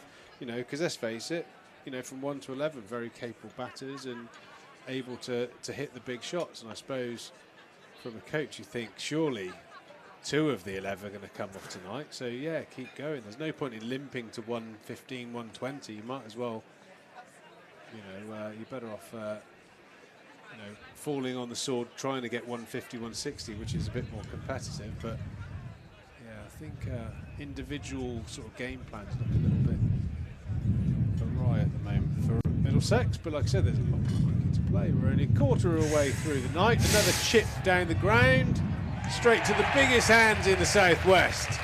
Craig Overton does not drop those. Yeah, a nothing shot. It didn't do either thing, did he? He wasn't trying to hit it out the ground. It maybe got stuck in the pitch a little bit. Craig had to make up good ground. He was always getting there. He ended up right on the edge of the 30-yard circle. But yeah, he stops halfway through it, doesn't he? Checks his shot. It was probably in the slot to be hit, really. It looks, for all intents and purposes, a stop ball from Ben Green. Didn't look like a knuckleball or a slower ball or anything. And halfway through the shot, I shouldn't be doing this, and he's ended up just chipping a lovely little training ground catch to Craig Overton. And like I said, hands like a farmer. He ain't dropping those. It's the confidence thing. It's so much. We know what quality Ryan Higgins has got, and he made 19 off 10 in the last game, but it was too little, too late. He had an innings with him and John Simpson. I've talked about it already on the preview show. They played Gloucestershire. They needed 12 off 2 overs. They had Simpson and Higgins in. They needed 6 off the last over, and they lost by 2 runs because they were trying to hit it out the ground rather than manipulate the ball around. And it just shows where they're at confidence-wise. This lad's a good player, though. Luke Holman is going to be very good. I think Andy Merv needs to be wary. He'll sweep and reverse sweep a lot, Holman, if he's given the chance. He loves playing against spinners in that way. Good call. Straight to the hard sweep, out to the boundary rider. Can't quite see in the sunshine. That is maybe Ben Green. I think it is, yeah. Very good bit of research from you, Sam. Well, I've been watching Middlesex. I've got one hat on, which Harry Everett has already criticised, from Iceland. But I do a bit of the Radio London work for. I got to be honest. I was going to leave that alone, but you do deserve to get a little bit of a stick from that hat, even though I reckon, that's I think it's more the sort of the angle you're wearing it. Do you know what I mean? You've got like a Fresh Prince of Bel-Air vibe going on a little bit. That's not the kind of vibe. It's good work that from Tom Banton. Jack Davies is the new batter, left-hander. He's come in for John Simpson in the last couple of games. Another exciting young player. Not played much T20. Feet always there. Do I not give you a Fresh Prince of Bel-Air vibe generally? Just to make it clear, I am the last person that would criticise anyone's taste. I'm all for individualism, The only thing I would question is, you've got the old puffer jacket on. It's boiling, mate. Yeah, it is. I know. I've kind of had it on from the start, and I haven't quite managed to take it off. What, yet. December? You've had it on since December. It's been a wet April. Rolf van der Merwe just jamming the ball into the block hole. Bump ball to Tom Abel. I think there must have been a crowd catch there because Rolf van der Merwe put his hands up in celebration. That was one of those, wasn't it? That was one of those. Good from Van der Merwe though. He's such a canny bowler. He's got one of the best economy rates in the tournament. Like, as you say, the wicket, he just held it back, but he also fires in those Yorkers that are so hard to get away. That's a lovely looking shot though. There is the sweep from Jack Davies. It is this time. There's two fielders out there. Neither of them are going to get there though. It dissects them perfectly. It's a much needed boundary from a Middlesex perspective. See the side on angle all the way along the ground up towards the Somerset stand in the shade.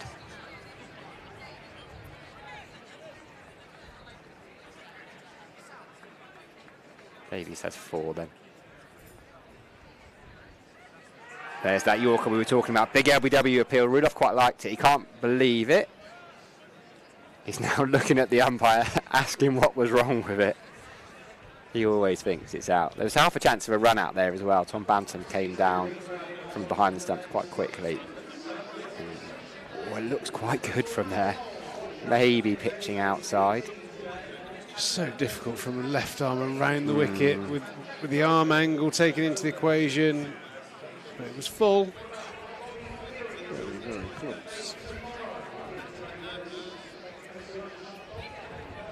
Cooper Associates County Ground looking brilliant this evening.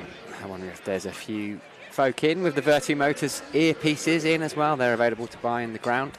You can get the, if I'm advertising it to people who've already got them, but if you're at home and next time you're down, you fancy listening to the commentary, you can pick those up. Lewis Gregory back into the attack. Another chip to mid-off, biggest hands in the southwest. No, second biggest, Tom Kohler-Cadmore this time. Another nothing dismissal.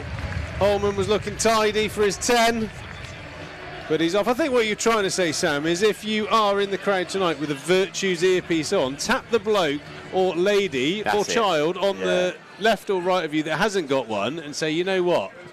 Really good these for, how much are they? £6, I think. 20 quid? I don't mean over 20 that. quid, 3 seasons of listening to the commentary team here at Somerset County Cricket Club describe what's happening before your very eyes. And you can hear all about my puffer jackets as well, so there you go. It was good that you were tapping me, as if I didn't know what a tap was. You were just tapping me furiously as you were saying tap.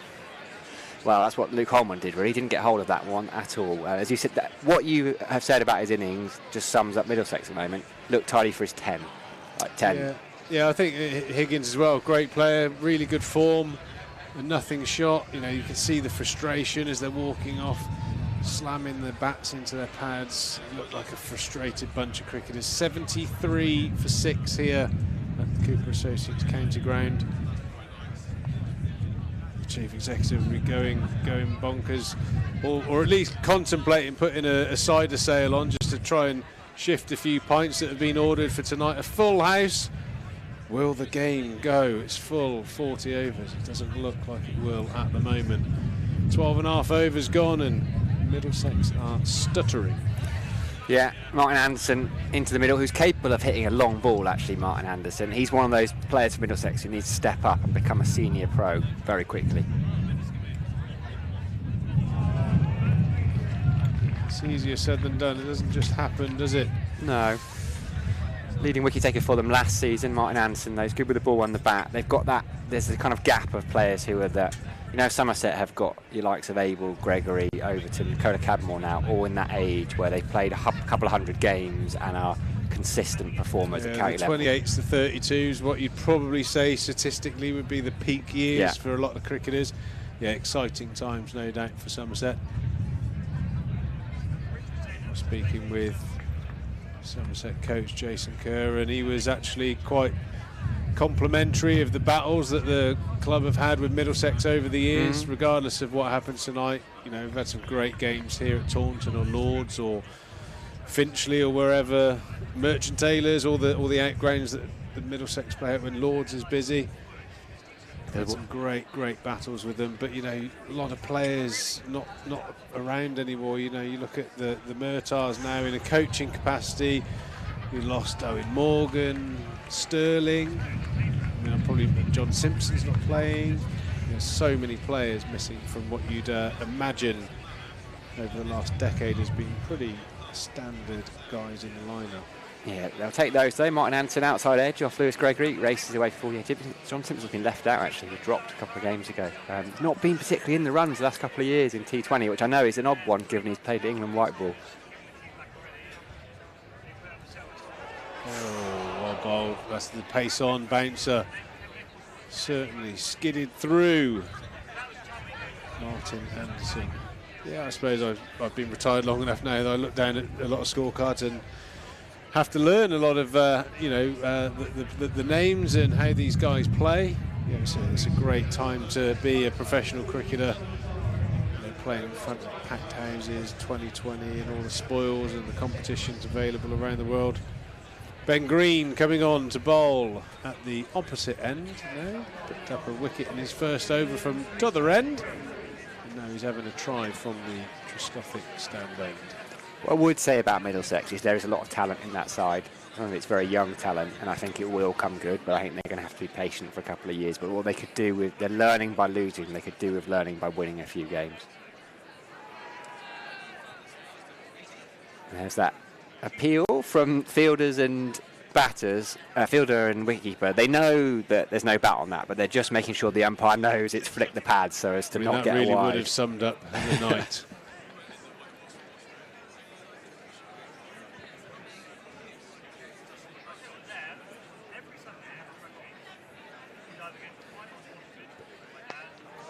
That's a good shot. That is a nice shot. Ben It's going to go all the way for 6 there. Martin Anderson doubles his tally. Just in the slot there, Triggs, wasn't it? Ben Green with a pace on delivery, yeah. But he hasn't bowled many. You know, the times I've watched him this season so far, if he has bowled a ball, it's either pace off or he's managed to hit the block hole, which is why he's been so effective. But, you know, at the pace he bowls, if he does get it wrong, it is a danger. Like I said, this is the best time to bat here at Taunton. You've got a wicket with a bit of green that's skidding on, and a wicket that's doing absolutely nothing. Run out opportunity there. Tom Abel, who's had a rather surprising occurrence this evening. He dropped a catch. You don't often see that. And Tom Abel is a master of the one stump run out as well. So he missed a couple of opportunities tonight as Tom Abel. I'm sure he'll make it up with the bat later.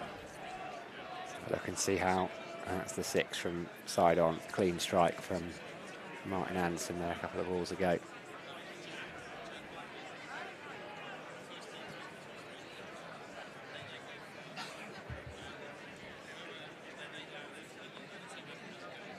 Clip down to fine leg. Peter Siddle down there, I believe. Ben Green's turned himself in the space of what, a season and 4 or 5 games into a regular fixture in this T20 side. If you go back to 2021, he had 4 wickets at 44s. Leading wicket taker last year. He's just another one of these all-rounders that can do both in white ball cricket. Yeah, he's learning. I think the magnificent century he got here. That's a good shot. That is a magnificent shot. It's so hard to bowl at guys that have got these ramp shots in the locker. Ben Green's bowled a pretty decent ball there, and that's been reverse scooped over about 4th slip for 4. Not much you can do about that. But yeah, I think the one-day 100 he scored here, that tremendous knock where the game was dead and buried. Somerset didn't get over the line, but he scored an unbelievable 150 odd or whatever he got. But I think those sort of moments for a young all-rounder or a young cricketer just make you feel like you belong, and they're great launch pads. You know, a lot of people grow up in cricket thinking they're good enough, but until you actually do it, you always question yourself. And I think that was Ben Green's sort of coming-of-age moment, and he has gone from strength to strength since then. And you can see that he's worked very hard on his skills, so fair play to him, and he's, like I said, performing very well for Somerset now. Rolf van der Merwe back into the attack. There's a bit of a switcheroo of ends going on here. Captains keeping the Somerset bowlers on their toes. Yeah, Martin Anderson going along nicely. If you look at his record in T20 cricket, you wouldn't necessarily think he could bat. Average 9.7, strike rate just 103, best of 25 not out. But I do assure you, he is a very clean striker. So before I got distracted with your hats, you said you had 2 hats on, so you've been watching Middlesex a lot. Is there an affinity with Middlesex? I didn't realise this. Well, I don't have an affinity with either side, Triggs, because I'm a neutral commentator. A neutral? I'm a neutral commentator, as we all are up in the box here. But I've been doing a bit of Radio London work for Middlesex, so I've seen a fair bit of them in the last year and a half. So I was at Merchant Taylor School. My feelings for you are just like starting to change. I thought you were like through and through. Are you having a moment here? You cut you and you bleed maroon. Well, I do. That is still true, but... Lucky you're such a nice guy. And a great commentator. And a lovely dress sense too. Silence. No, it's good. It's brilliant to watch. You know, all these new cricketers coming through. You know, like I said, I just don't think you'd have seen people with reverse ramping in. You know, probably played under 10 games in his career, and he's reverse ramping and running down the wicket and belting the ball nearly over the Colin Atkinson Pavilion. Actually hit the window of Peter Anderson's old office, the chief executive, when I first signed for the club. That's the room where you used to go for your "Are you hired or are you fired" meeting. That's Craig Overton, just so nonchalant, just takes it one-handed bounced off the rules, off the roof. Rolf van der Merwe into length and hard swept. Back to Josh Davey. Rolf obviously sensing that the batters are having a go at him. He's trying to hit that block hole. Yeah, I have to admit, Sam, that was those windows you see underneath the clock on the Colin Atkinson. It's a scary place to be invited in the late 90s, I can assure you that. Peter Anderson is a very fierce but fair man. Nicely bowled by Ruller. Ruller taking out the batter, and it looks like he's done himself a disservice. He's hurt his ankle. He's holding his left ankle. Not a man that would stay down for no reason, so a bit of a concern here. Well, until he had that rib injury last year, he'd never... Was it last year or the season before? He'd never missed a game injured in his professional career at like 36, 37 years old. Amazing. See, I'm looking concerned. If that was Josh Davey, I would know that he's going to be fine.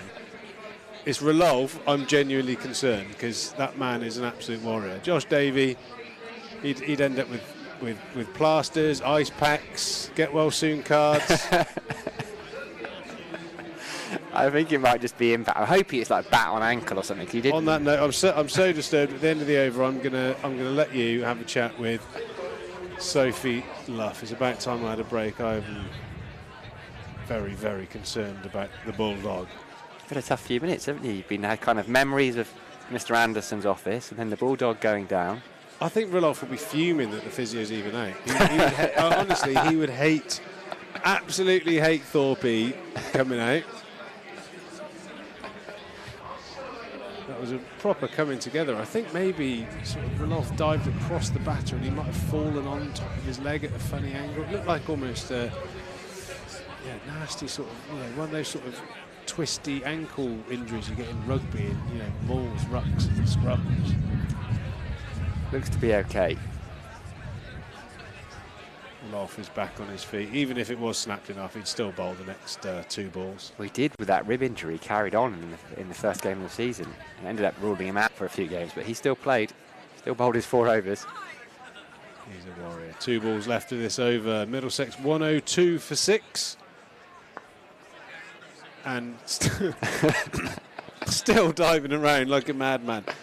I have to say, ladies and gentlemen, for those who haven't played cricket on a county ground, those wicket ends, that's like diving on tarmac. That is the hardest bit of turf you can imagine, and Rolf has just face planted like the Independence Day ship.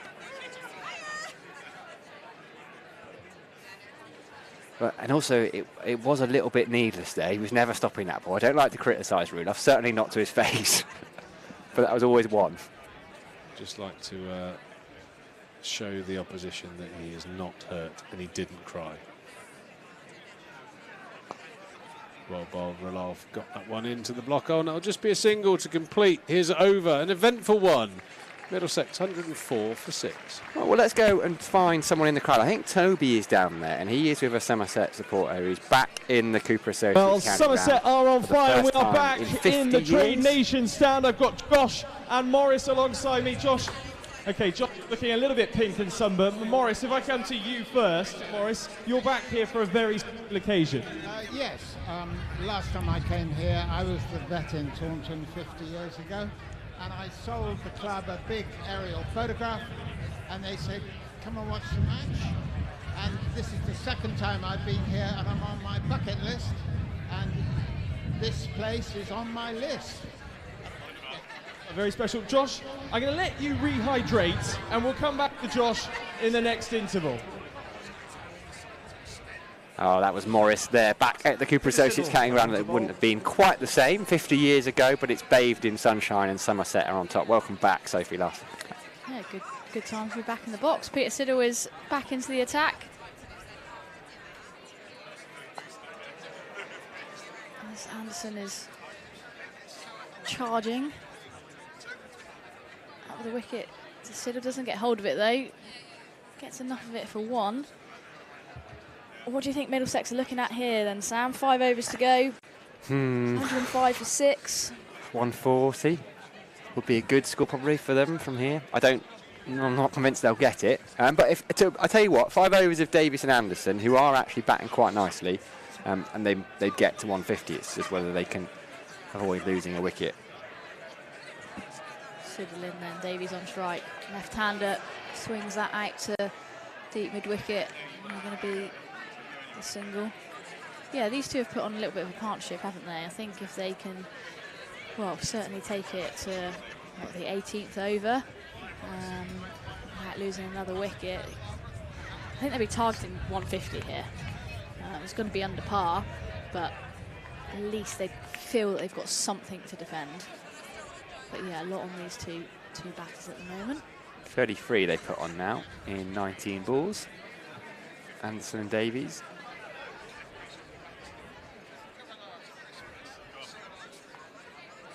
It's well fielded there. That short, fine leg. I'm getting to know those fielding positions all too well, Sam. It's where I found myself in the last few games for Western Storm, and yeah, I've got a new appreciation for how tricky those fielding positions can be. Were you previously a little bit snobby about how hard it was to field there? So I wouldn't say snobby, just haven't done it much, and I just think there's a reputation for you putting your, let's say, weaker fielders in those positions, as that's worked out to the leg side again. Just going to be the single. Yeah, you almost think, oh, I'll just put my, weaker fielders behind the bat, the ball's less likely to go there. But when you're at short fine, short third, the ball comes so quickly, and it's actually really difficult to pick up any cues off the batter unless they're looking to ramp and scoop, and they might be moving earlier. But when they flick it off their legs, it's a pretty tricky place to be fielding. That one's skied up in the air, and short fine leg might be in the action. Oh, can't quite get there. That was nearly right on cue. I don't know if he quite picked it up, because Peter Siddle is shaking his head. I mean, bowlers always think it should be taken. It went up, and the sun is behind the Somerset stand. I'm not sure Green just picked it up quickly enough to get there, because it did sit up in the air for a long time. Anderson just didn't get on top of it, really. And in the end, he's not that far away from it. He just misjudges it. It doesn't ever quite get there. Last ball of the 16th over here then. Siddle in. Full and driven straight down the ground. Evades Kohler Cadmore at mid-off. That was struck powerfully by the left-handed Davies. And Middlesex 113 for 6 here. Yeah, really firm. I thought for half a second it was going to go straight to Tom Kohler Cadmore, but I think it was a little bit too high for him. I don't think a dive would have got him there, but nice ball striking from young Jack Davies. They rate him very highly at Middlesex. I mean, they rate him highly enough to play him above John Simpson, which I think is all you need to know about what they think of him as a cricketer. There's our match sponsors on screen, Maitland Walker Solicitors. Thank you very much to them for sponsoring this game between Somerset and Middlesex. Are they going to end up sponsoring a victory? Well, Somerset will hope so. We are 16 overs into it. 113 for 6 Middlesex having been put in, but they're going quite nicely now. Jack Davis and Martin Anderson have put on 40 for the 7th wicket so far. Somerset will be looking to break that. It's going to be Josh Davey back into the attack. Starts with a wide one. Yeah, not the disciplined start that we were looking for up here from Davey, and nor was he looking for that himself, I'm sure, but this is going to be his final over. Bowled 3 up top in the power play. A couple wickets to his name.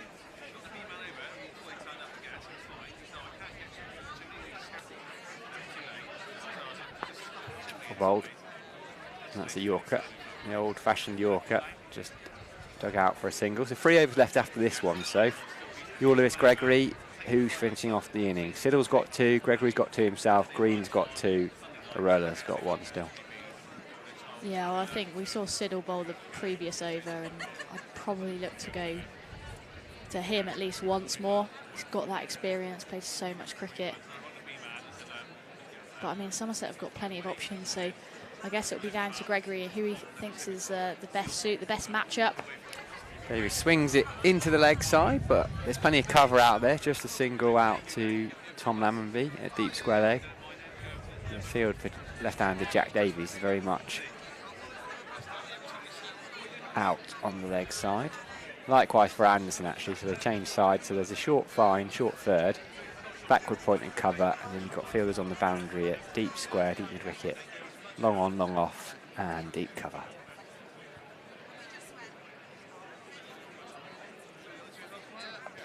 Anderson got into position for that really early, and Abel finally has his catch. Put one down earlier, but he was going to make no mistake there. Anderson, as is the modern way, got in position for a reverse. I think he was hoping for a reverse sweep. Davey saw him coming, pushed it short, and Anderson, fair play to him, committed to it. He was trying to take it from outside his body. And in the end, it was like a hockey shot almost, wasn't it? He almost had the handle. Yeah, it was an odd stroke that Tom Abel has taken. A simple catch, and Somerset have broken that partnership. They probably needed to. Yeah, I mean, I think Anderson there was trying to deflect and use the pace, and whether Davey saw him, but you know, cramped him for room, and Anderson had no choice but to try and go through with the shot, and yeah, just didn't get enough on it. And yeah, unlike Tom Abel to make a mistake in the game, we don't often say it, do we? He made no mistake that time. He's not going to put another opportunity down. Middlesex 116 for 7 here. Anderson levels his top score, 25, and young Nathan Fernandez, low left arm up through the academy, is in to bat, and he's off the mark with a single. What do you know about him, Sam? You're full of information. I've not seen him play before. What will we expect with him from the ball? He's bowled all right. They put him on one of those rookie deals over the winter, so he's got a 2-year deal. Slow left armour, picked up a couple of wickets, hasn't bowled his full complement of overs yet, but it's been quite economical. I've not seen him bat yet, but quite impressive as a bowler. Shot that from Davies. He looks in good touch. It was a Yorker. Davies saw him coming, knew that if Davies missed, he would pick up a wicket, but he looked in real control there. Over Ben Green at short fine and away for a boundary. That's lovely. Yeah, we've seen plenty of innovation from Middlesex batters. Now 7 down though, with 3 overs to go here. What can they get up to? Davey with his last ball of his spell then. He's going to finish with a dot ball.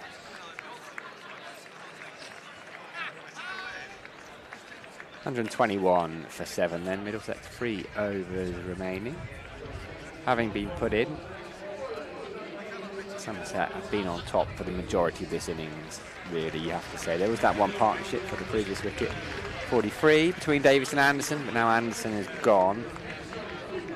Somerset will be looking to restrict them really to 140 tops here with 3 overs to go. It's going to be Siddle to continue. He's got a couple of overs left, just bowled 2 so far for 18 runs, picked up the 1 wicket. than that of Max Holden. Siddle in then, shorter delivery through to Banton. Don't think he's going to be, given the field that he's got set here, Sam, I don't think he's going to be pitching too much in the batter's half. It was a decent bounce for that, actually. It was quite sharp. He's smiling away. He's been told by the umpire that that's his one for the over. Martin Yule having a chat with him. Change of field, though, by the looks of things. Long on's going to go out now. Third's come up into the circle. He gets that one away. That finds the boundary, splitting long on and deep mid-wicket. I think the batter knew there that it was going to be pace off. A little bit predictable from Pete Siddle there with the change in field. Middlesex have got plenty of left-handers, Sam. That's what I've realised tonight. Just keep coming, don't they? Again, pace off from Siddle. Only going to be one this time.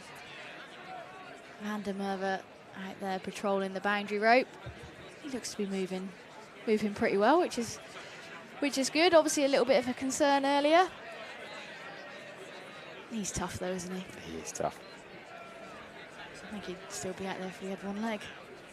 Quite possibly. You'd have to drag him off the pitch. Still just celebrating away.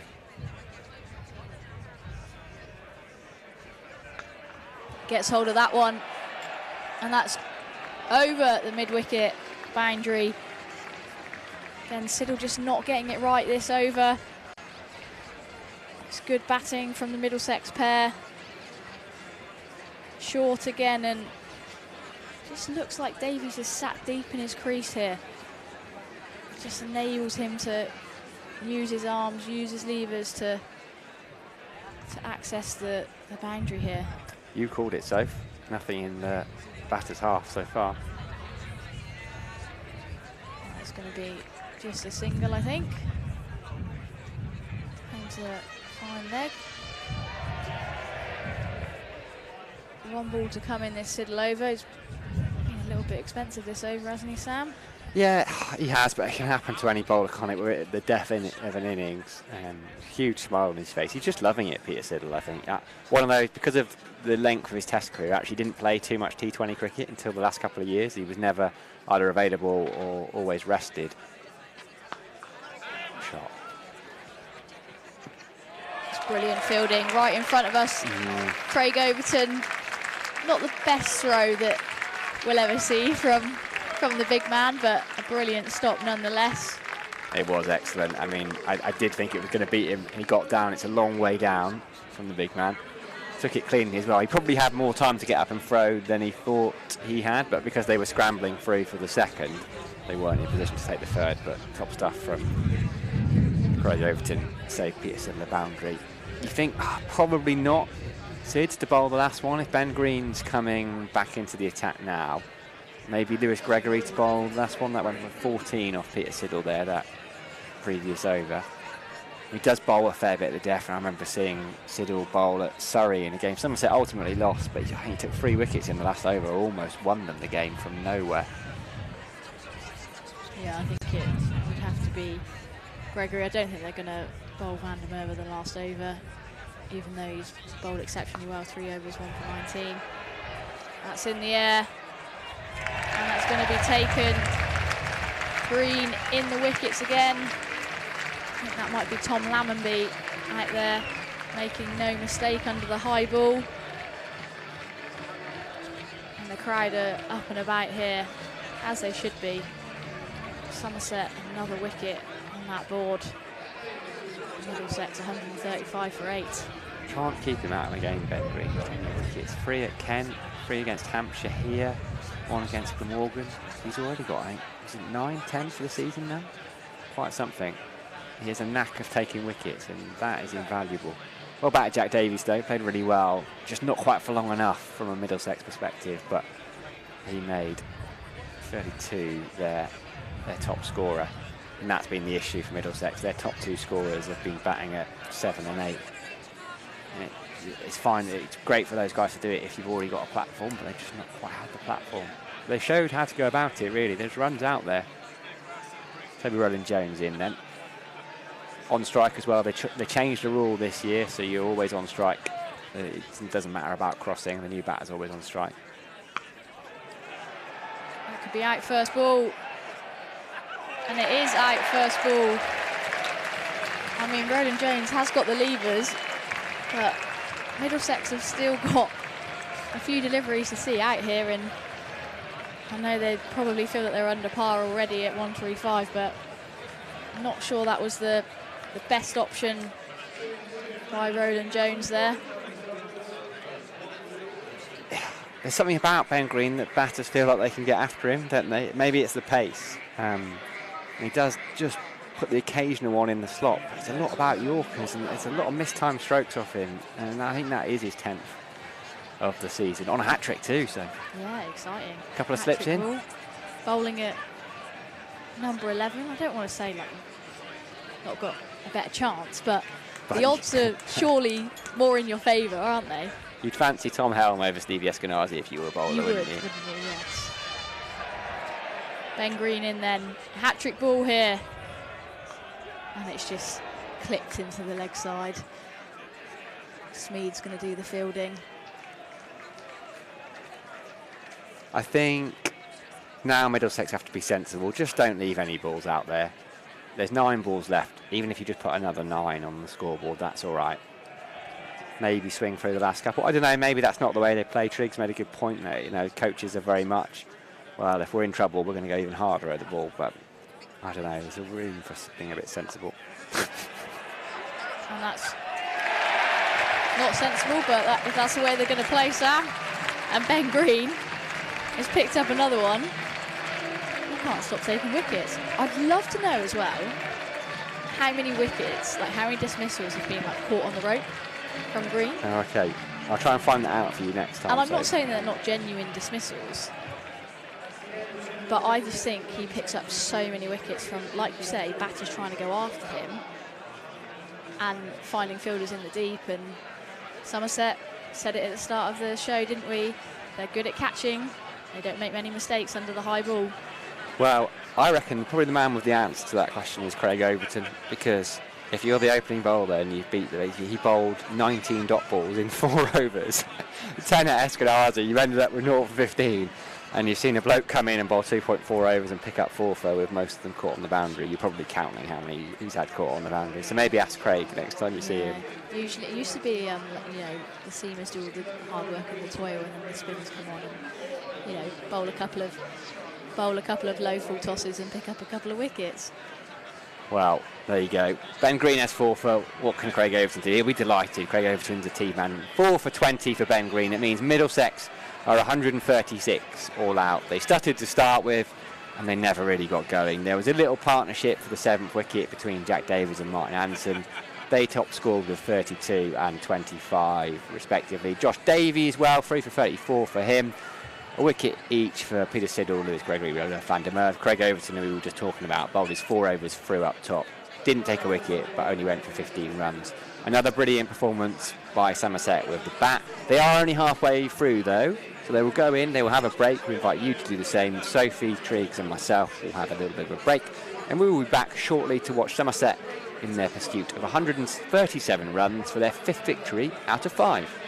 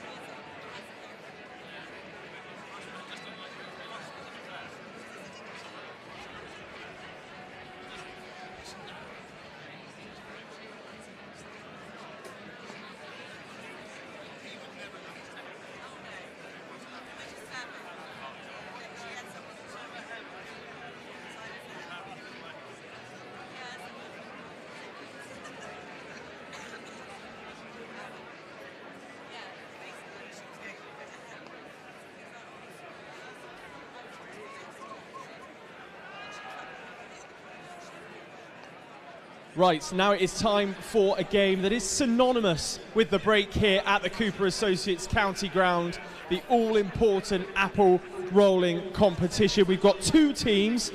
On my right-hand side, we've got James and Claudia. Give us a big wave, guys. A few cheers from the stands there. And then I've got Nash and Tash to my left. You guys know the rules. You've both got to go up and back, round the cones, and then we'll move on to the next round. So on my mark, 3, 2, 1, go. And they're off. Claudia's looking a bit wayward here. Tash is flying. Look at that. Who will make the cone first of all? Claudia's catching up. Pressure's on Tash. Claudia caught up by the wind there, but they both made the turn there or thereabouts. Bit of improvisation there, but Tash has made her way back quickest. Claudia's lost a little bit of control again, but it's still relatively neck and neck. And we're off on the right-hand side, but James has made a fierce start to this. Off goes James, and he's catching Nash and Tash. Who will get to the cones first? It is neck and neck now. Hearts are pounding around the Cooper Associates County Ground. It's an interesting improvised turn there from James. He made it. There's a few boos. Oh, he's going back. Fair play to him. James has gone back round the coast, but he's got to get a motor on now. Nash and Tash look like they're going to win it. And they have. So these guys will move on to round 2. Right, guys, you haven't won anything yet. If I can just turn you around to the camera here. Now, the prize is a bucket hat for bucket hands, which means we've got to test your catching skills, of course. You can see our lovely little helper has made his way down there here. Which one of you is going to try and take this catch? Bucket hands for a bucket hat. So Tash, I mean, you had no choice there, Tash. You've been nominated. What do you think of your catching ability? Excellent. Good, fighting talk. Right, you can make your way out here onto the grass. Be positive. You've got this. You've got this. You'll have a few chances as well. It's going up. We know this is going high, up into the beautiful night sky here at Taunton. 3, 2, 1. Serious hang time. Has she got it? Oh, it's so close. Right, let's have another go. There's time for another go.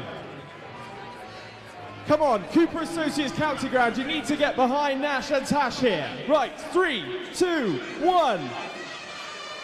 Oh!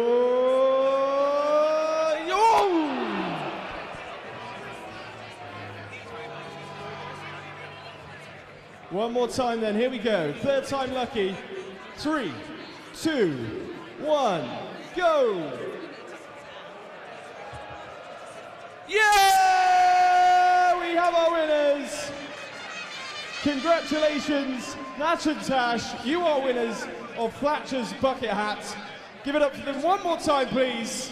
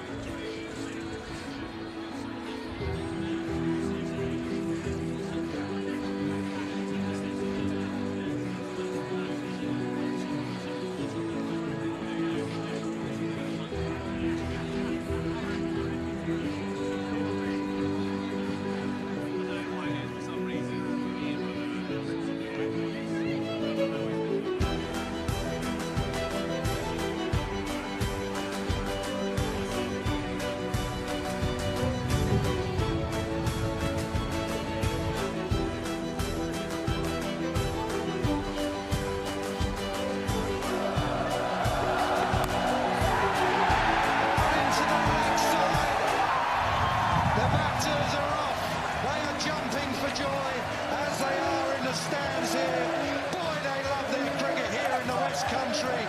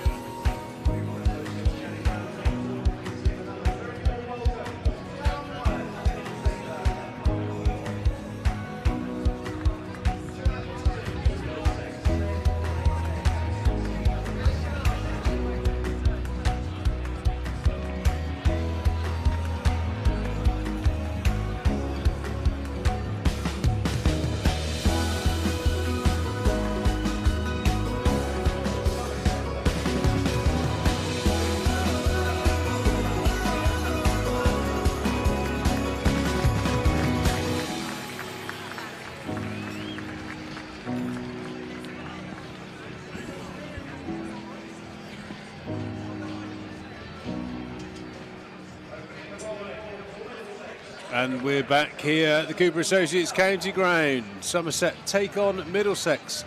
Somerset are back to start their reply to Middlesex's 136, 137 to win. Out there in the middle is Tom Banton taking guard, Will Smeed at the other end. You'd have to say a relatively under par performance from the Middlesex batters, with the likes of Smeed, Banton, Kohler-Cadmore, Abel, Gregory. But you never know in this crazy game. I'm joined by Sophie Luff to start this second innings.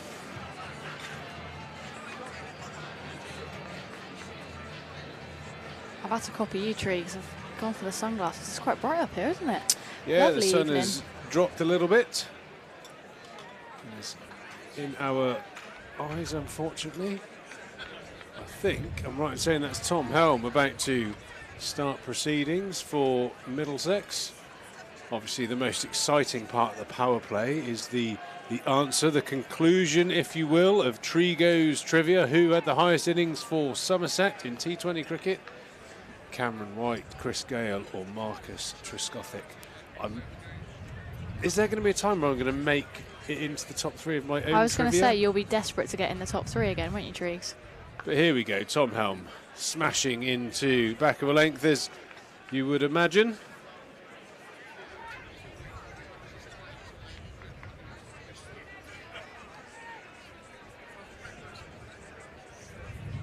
Banton's been in a great run of form. So have you been watching all the flicks, flacks, whacks and smacks? Yeah, there's been a whole array of shots, as we expect with Tom Banton. Very smart cricketer in terms of the way that he accesses 360 degrees around the ground. He's pushing that into the offside and is going to open his account. And Somerset's, yeah, I've been impressed with how he's gone about his innings. You know, throughout these 4 games, actually, Triggs. You mentioned, you know, crash bang wallop, but I think it's been a little bit more skillful than just trying to hit every ball for 4 and 6. Yeah, I get a feeling that he's really becoming a little bit more open to different ways. You know, we had a very brief discussion earlier on about, you know, he asked me about the pitch, and you know, it was very brief. I just complimented on how he was playing, and he looks like he's very thoughtful about the way he plays his cricket. Will Smeed with a beautiful shot, not the Will Smeed wagon wheel normal area. A beautiful cover drive through the offside. Great start from Somerset, 5 without loss. Yeah, that will give Smeed a whole host of confidence, piercing that offside field, and Somerset batters will be keen to make the most of this power play.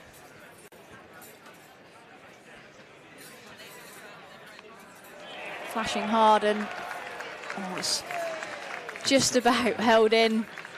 He must be so fine to stop that. I thought that was just a given to be a 4. Somerset off to an absolute flyer here. But I think what I'd like to see here from this power play might be a bit boring, but just some conventional, solid cricket shapes, some cricket shots.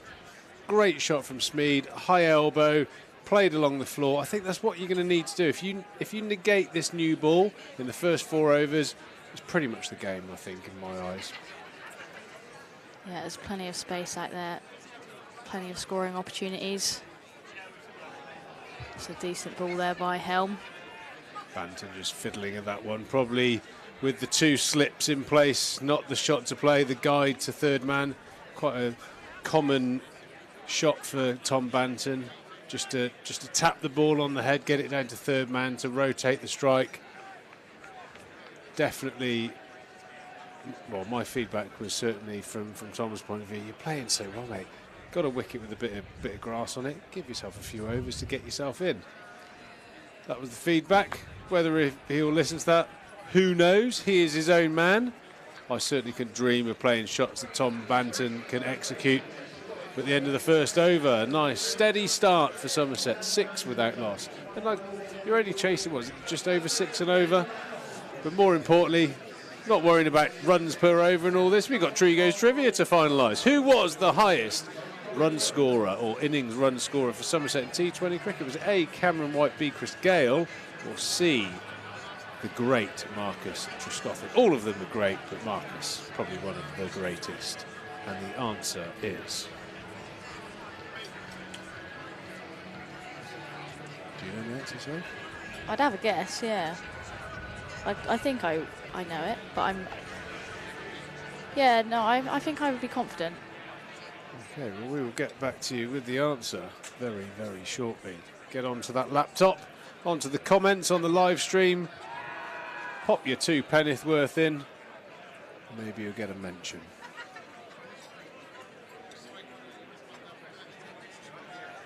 It's Roland Jones then from the Marcus Trescothick Pavilion end. So, Treeks, you're talking about, you know, you want to see sort of like, you know, a bit more traditional cricket from Somerset in this power play, assessing conditions, a little bit more grass on the wicket. Did you go through that thought process when you were still playing?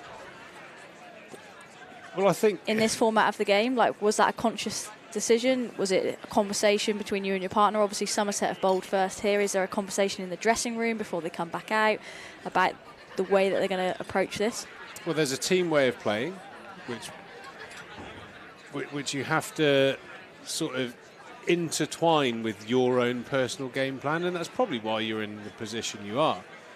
I think that looks very, very straight. He's got away with that one. Instant shake of the head. I think he's got away with one there. Will Smeed. Be very, very interesting to see this replay. Answers on a postcard, ladies and gents. Very, very good decision. That I think that is just sliding down the leg side. I've seen those given. I think Toby Roland Jones will feel a little bit aggrieved not to see the finger raised from the umpire. Will Smeed lives to fight another day. And the reply is almost always that after a turn down appeal, a brilliant waltz down the wicket. The bugle has sounded, and Will Smeed has belted that back over the bowler's head. 4-6, the first maximum of the innings, and quite a fantastic shot. But that's got a cricketness about that shot. So yeah, it's about having your game plan matching up with the team's needs. But you always think, in any level of cricket, any form of cricket, the new ball's a crucial stage, and if you've got a sporty pitch, that danger period might be 4 overs, 5 overs in T20 cricket. You can still score, you can still hit boundaries, but you just have to sometimes do it in a different way. Middlesex tried to hit straight in a very generic way. It cost them 2 wickets. Just get in, hit the angles, hit the gaps, run hard. Many ways to get 10 and over in 2020 cricket. I think you've got to be adaptive. And Will Smeed, you can't bowl on Will Smeed's hip. Swiveled away. Didn't quite get all of it. A little bit on the under half of the bat. But that's raced away to the Trade Nation stand for 4. Yeah, and like Will Smeed, again, he's used the pace there. He's let the ball come and into an area where he's comfortable. And again, Somerset are off to a flyer. I just think that there's always room for thought in any form of cricket, no matter how short it is, even T10 cricket. You've got to think about how you're going to score on certain pitches. I mean, the ball seaming with a new ball, very similar to spin. If you had, say, a leg spinner spinning the ball away and a wicket was spinning a lot, you wouldn't run down the wicket. It'd be a silly thing to do. So maybe the same here. But just to give you the answer of Trigo's trivia, the answer was the magnificent Chris Gale. And I think his top score was 151. Takes some beating. Yeah, that is and it won't be done tonight. Pretty good effort. It won't be done tonight. You're right. You're right there, Triggs. I feel for Roland Jones that last over as well. That close LBW call and then two balls that go to the boundary, and as a bowler you're under pressure, and Middlesex are certainly under pressure at the minute. Helm into Banton, one of his trademark shots, the scoop. Didn't get a hold of that one. Tom Helm, Roland Jones, quite similar bowlers. Look to bowl back of a length. Still think there's a bit of time. Somerset off to a pretty good start. 16 without loss here.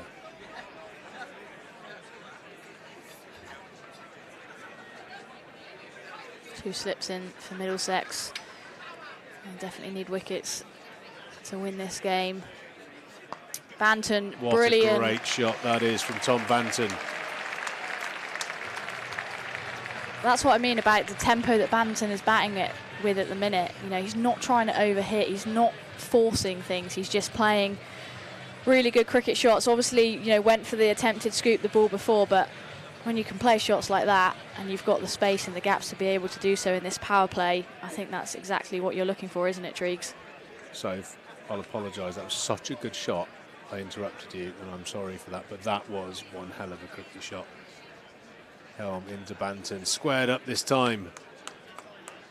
Somerset race on to 20, certainly getting the lion's share of this power play so far. Yeah, there are many ways to go about it, but I just like the way that Bant looks like he's not just, a one-trick pony going for the big shots all the time. He understands that he's a very dangerous player and such a talent. To give himself a little bit more time. Will Smeed, he's light of runs at the moment, probably thinking along the same lines, which actually I think fits really well into this game anyway. Bant's with a Banton-esque shot, flicking Helm over, or in between the keeper and short, fine leg. There's nothing you can do as a bowler against that sort of shot. Yeah, it's just very skillful batting, isn't it? And Banton just watches it all the way onto his bat there in full control. Shots like that is the reason why the Cooper Associates County Ground is absolutely brimming with fans at the moment tonight. Helm steaming in to an informed Banton who steps aside and very nearly finds his third boundary in a row. But you have a look around the ground, we've got our cameras roaming. There's stuff going on in the car park, there's food vans, there's full stands, and there's great entertainment in the middle. A pretty good pre-Friday night bit of entertainment here. Yep, doesn't get much better as the sun is setting, and I think it's Luke Holman in there that stopped that last shot from Banton. He's wringing his hands out. It's hit with some power, and looks like there's going to be a change in field. Deep point going out there. You love a deep point, don't you, Triggs? Yeah, I'm not sure. I don't mind it in this format when the dot ball's a win. Playing miss from Tom Banton. I think Holman's probably just disappeared off to the boundary because his turkey drummer on his thumbs absolutely ringing. Great start from Somerset so far, 24 without loss after 3 overs, doing exactly what you'd think would be the plan. Keep the wickets at the equation, play well, you know, dampen the spirits. You know, Middlesex will come out, they'd have had a chat in the dressing room, come on, a few early wickets, get into them, all that kind of stuff. As soon as those early wickets go, I think you'll see the body language drop a little bit. Middlesex staying with one catcher and a very fine third man, almost like a fly slip. Yeah. Roland Jones bowling again. Will Smeed down the ground and swatted through the offside using all that strength and power you know Will Smeed has had. Like I said, a little bit lighter runs at the moment. He'll be looking for a large contribution tonight. Yeah, just using his feet there, Smeed, and just his stillness on contact there that enables him to pierce that gap. And we know that he possesses so much power, and yeah, hopefully he can capitalise tonight. Already on to 19, much the aggressor in this partnership so far. Oh, he's gone again. He's gone again. It's over extra cover and it's gone all the way for 6. Oh no, so I think it's just came inside the boundary rope there, I think. Tree was just getting a bit too excited. It's gone all the way for nearly a 4. My excuse is the current bun is right in my eyes on that angle. That's my excuse and I'm sticking with it. Even though I've got my sunglasses on. Maybe I need some like bifocal or something. Maybe I'm getting to that age. So what do you think?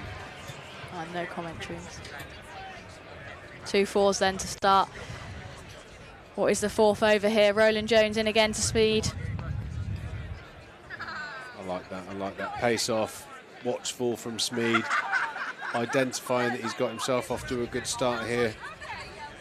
23 in rapid time. Somerset 32 without loss. Perfect start here in a short run chase. As we can see there, the sun is quite awkwardly low, probably quite difficult for the fielders. Short mid-wicket, he's got his hand up in front of his eyes. Very difficult time to field out there at Taunton, especially on the leg side as Will Smeed goes big. He's inside half that. And I think the sun has played a bit of a part in that one as well. Misjudged by the deep square leg fielder. And it's just not Middlesex's night so far. Yeah, it's Holman out there. He did get there in the end, but just always dying on him. Those are really tricky, those ones. And deep square legs, in my experience, never the easiest place to pick the ball up initially anyway. And like you say, with that sun just setting as well, it's always going to be tricky.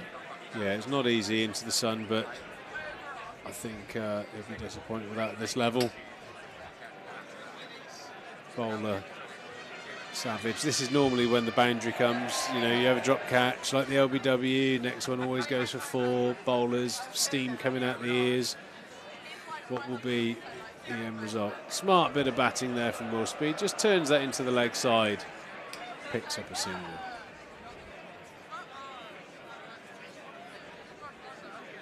Brings Banton on to strike then. Smeed 25 off 11 so far. He's enjoyed facing Roland Jones. 1 ball to go in this 4th over here.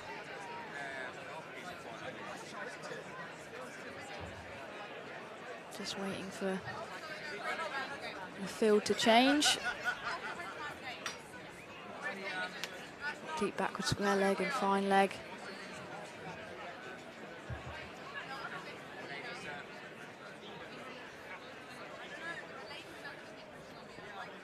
Short, and Banton nicks that over the keeper. Everything going Somerset's way tonight. Has he done that in any way intentionally? Has he lifted that over the slips? No. No. He's actually played it with one hand. But I tell you what, you take it, wouldn't you? Yeah, absolutely. Everything is going Somerset's way. Top of the table, 4 wins out of 4. Bottom of the table, 4 losses out of 4. And isn't it amazing how Mother Sport just seems to know when you're down and it just beats you up.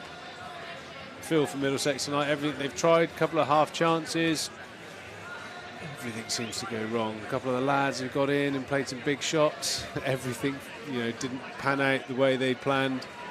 Just goes that way sometimes, but Somerset are off to an absolute flyer, nearly 10 and over in the first 4, 39 without loss. Will Smeed on strike. And Helm has bowled an absolute beauty there, just nipped away and bowled Will Smeed, trying to give himself a bit of room. So that's the end of a very enterprising innings from Will Smeed. He's gone for 26. Somerset lose their first wicket on 39. Yeah, I think he's a bit surprised that he's missed that one, to be fair, Smeed. But Helm gets the wicket.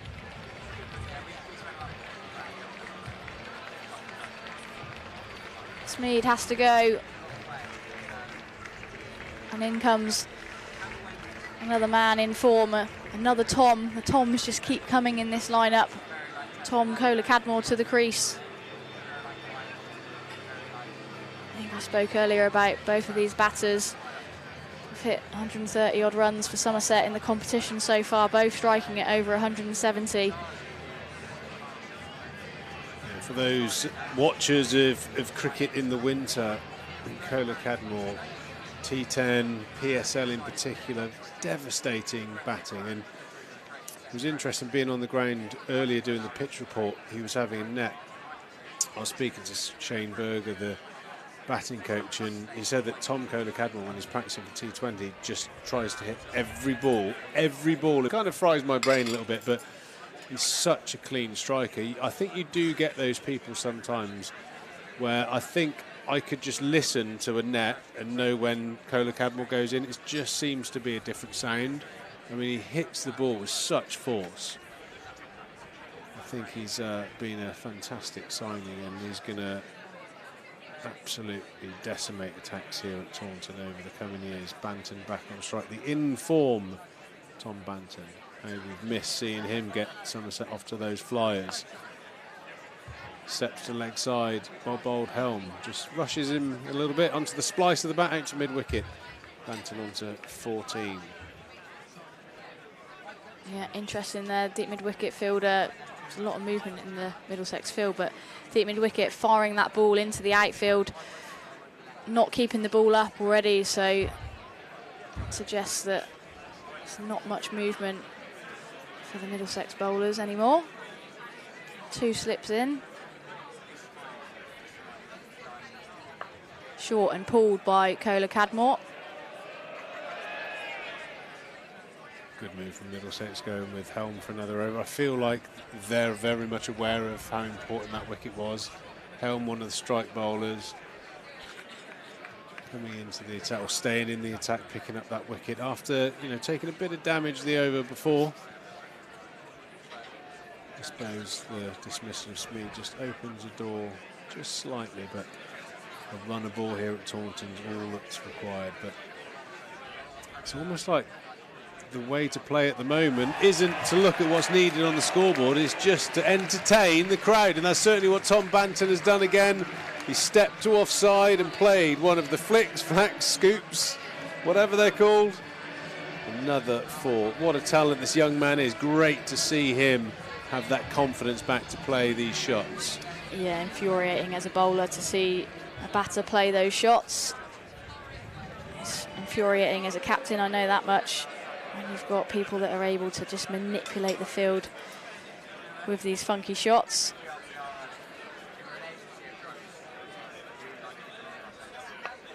Helm to Banton and well bowled, well directed bouncer. Oh my Lord, have mercy. Short fine leg has come round and he's tried to wrap his arms around the ball like someone was throwing a beach ball at him. He has not laid a mitt on that. That is one of those wah, wah, wah moments. Oh dear. The bowler will be absolutely feeling that. Not sure who it was, but if you were doing your level 3, teaching someone how to catch a cricket ball, that would not be the way to go for it. Anyway, so I'm going to leave you, Sam, for a short while. I'm going to go and reflect on what I've just seen. Somerset 48 for 1 then. Again, not been Middlesex's night here. Nothing going their way. They just need a little bit of luck. And it's all Somerset at the minute.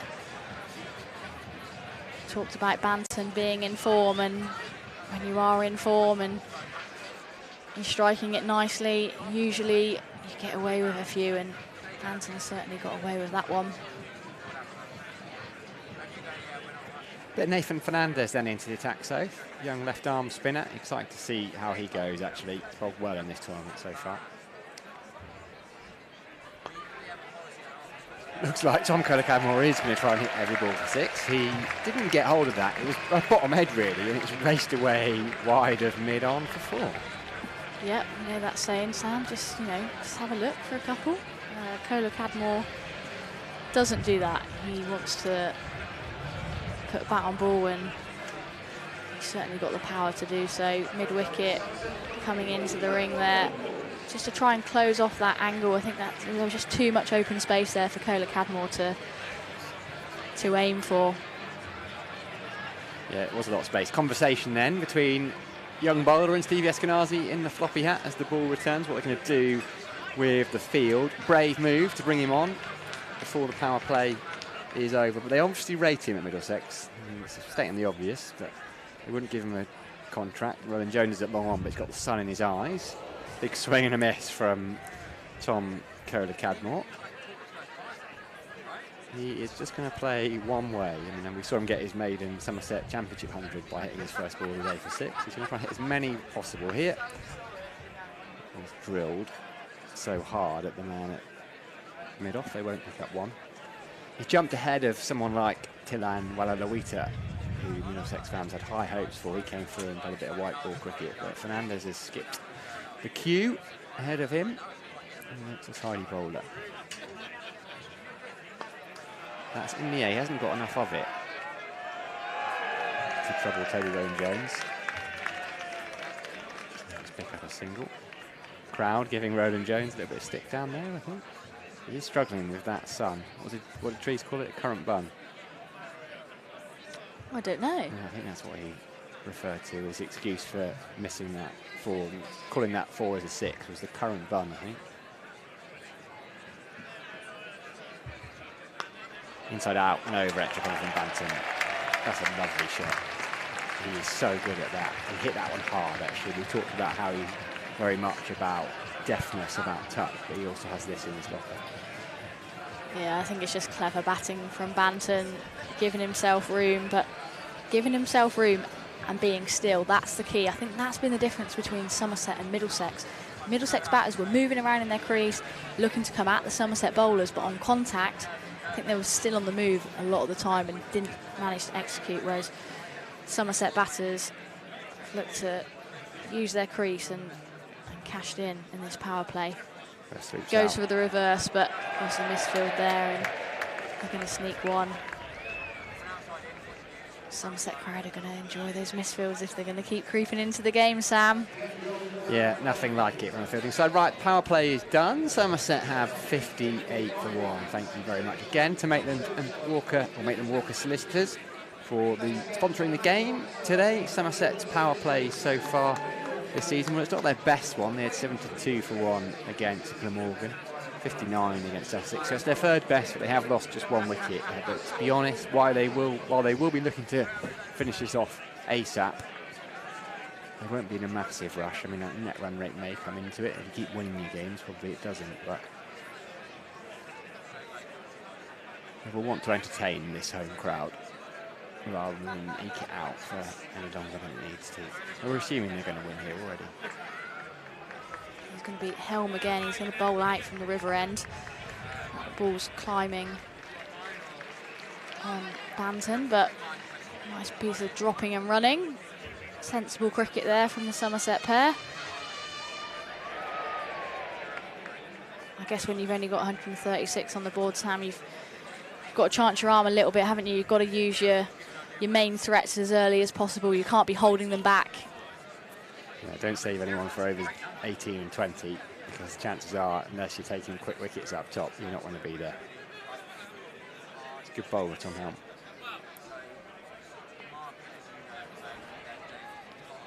He didn't try and hit that one for 6, did he, Kola Cadmore? I was kind of shocked into silence. Delicate. He is going to be a very good signing, I think. He already is. But just having him to come into that middle order, particularly missing Riley Rousseau, but they haven't missed him so far this summer, and that's madness, really. A man who scored 600+ runs, 750s in the Blast Rousseau, he was so consistent, strike rate of nearly 200, and they haven't missed him yet. Hampton goes for the quick single. Has to sort of evade Helm on the way through. That would have been interesting, wouldn't it? If that had hit the stumps. He didn't make that much effort to get out of the way there, Helm. I mean, he'll argue he held his line, but what happens there, Soph? It's probably up to the fielding side, isn't it? To withdraw their appeal if they're running out.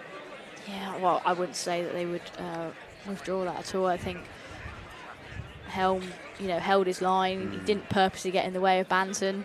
It's for Banton, I guess, to make room for himself to be able to get in at the other end, but it's never ideal having to run off at an angle. Certainly makes it harder to get in, that's for sure. Oh, that's hit hard down the ground by Kola Cadmore. Probably wanted to hit that one for 6, but he picks up 4 nonetheless. Right back over the bowler's head. Somerset racing along here. It's the power. It just makes a different sound, doesn't it, off his bat. He hits it so hard. Just the base that he creates. I think for any young cricketer that wants to hit the ball hard and hit boundaries, just watch the base that Tom Kola Cadmore creates. So still at the point of contact. That's it. That's a clever shot.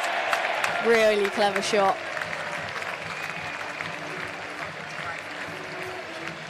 Just waited, didn't he? Sat back in his crease. Helm tried to bump him, and he has just lifted it. Nathan Fernandez is down there at third. He's quite a short man, but I don't think, even had it been Toby Rowland-Jones, I don't think there would have been a catch on. Even the great hands of Craig Overton. It was just beautiful, that, from Tom Kola Cadmore.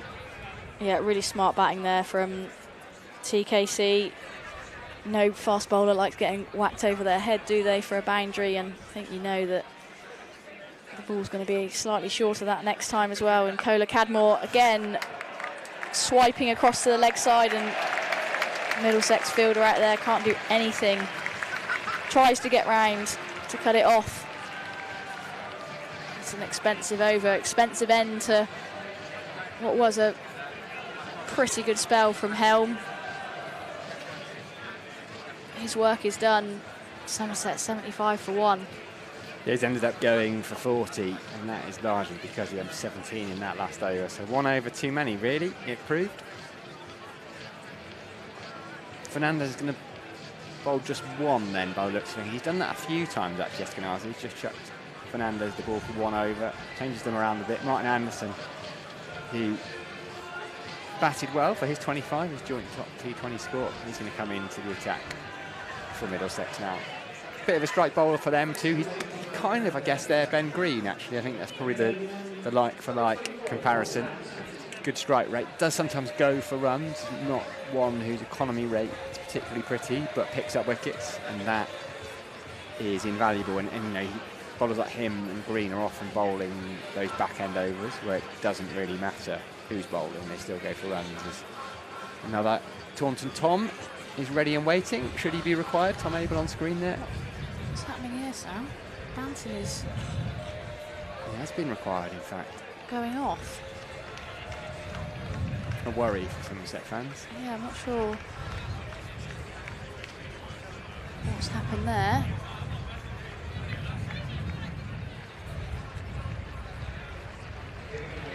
Didn't see him do anything running between the wickets, or...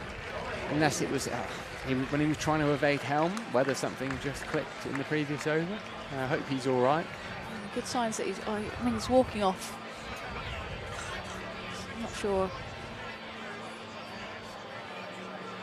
We'll try and find out for you. Well, Somerset are still 1 down, and Tom Abel is into action. There's a reason he's putting his helmet and gloves on, because he's out in the middle. So Tom Banton made 27. He's looking very good. Hopefully he's okay.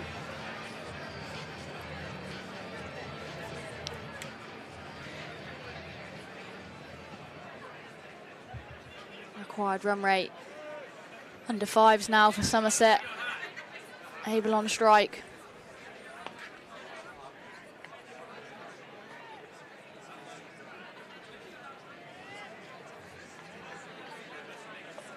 Middlesex have got to try and take a few more wickets here. Still got a catcher in, trying to put pressure on the new batter. A lot of space on the leg side. Very vacant area. 3 men patrolling the boundary. And right on cue, Abel knocks that in there. Sorry, there was only 2 guys out on the leg side boundary. And he's timed that so well, he's going to pick up 2. Direct hit from the boundary. It's all going on, Sam. Yeah, in the end, it was a very good call from Tom Abel not to come back for that third, because all of a sudden Somerset would have lost another wicket. So they'd have lost 2 men in the over, and things wouldn't have looked quite as rosy as it is. And they just need the 60 runs to win.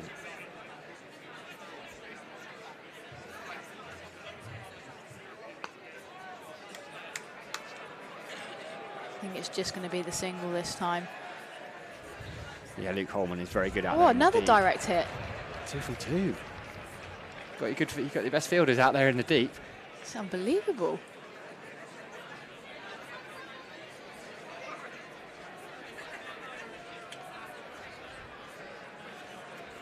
Kohler Cadmore onto strike then. Slight change in the field. Catcher comes out. Men patrolling the ropes.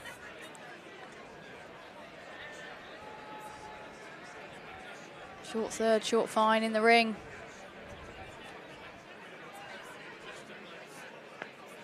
Kohler Cadmore puts his hand through that.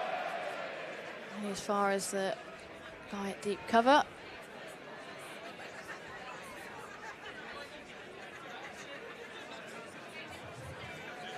What does Somerset do here, Soph? Just keep going? Yeah, I think so. I think Kohler Cadmore's only going to play one way, and Abel's got such a good tempo about his batting that he usually it's a misfield down in front of the James Hildreth stand.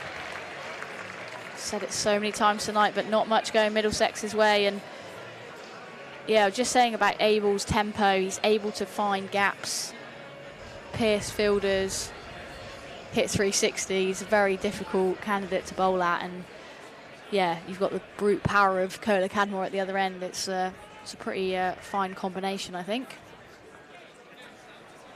Well, you know, on Abel, here's some numbers for you. Average is 33 in T20 cricket. This is his 80th match. Strikes at 140. But I was doing some digging, and again, using my start of 2019 as whatever the random starting point I've decided is a good point to start. 84 for 1, by the way. End of the over. Oh, hang on a minute. I think Toby is down in front of the Trade Nations stand. He's having a little bit of a sing-along down there. La la la la la la la la la la la. Hey Jude, come on. La la la la la la la la la la la. Hey Jude.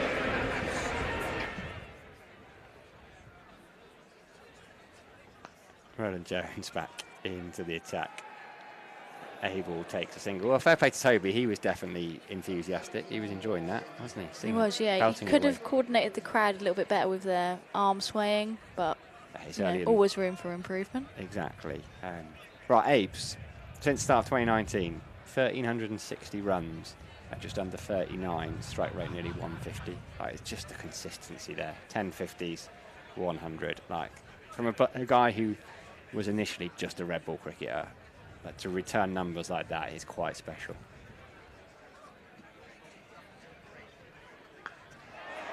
And that is quite special from Tom Kohler-Cadmore. Plonked into the middle of the sight screen. It's a big old sight screen, covering half the Lordy and Botham stand.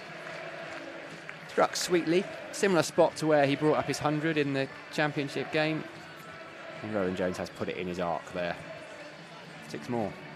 Yeah, such a clean striker of the ball, and wow, I always say it, but sight screen is such a good option. No one really fields right behind the bowler's arm, and when you can hit it with that much power and clear the ropes, it just looks so good as well. Yeah, I think, you know, every time Tom Abel bats, I'm always incredibly complimentary, but he's someone that has worked incredibly hard on his game.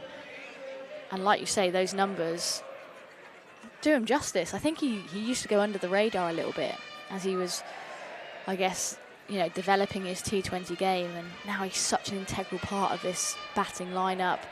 His ability to hit all around the ground, deft touches, but he possesses power when he needs it as well. Short by Roland Jones, just one for the over though. Well, and there's a reason he's in demand in the franchise leagues around the world. You know, played out in the Lanka Premier League, played BPL, I think he's played PSL, Big Bash, the new South African tournament as well. There was, did he play in the Abu Dhabi one, the IL T20? Harry Everett would know, I lose track of them all now. The one that wasn't officially T20.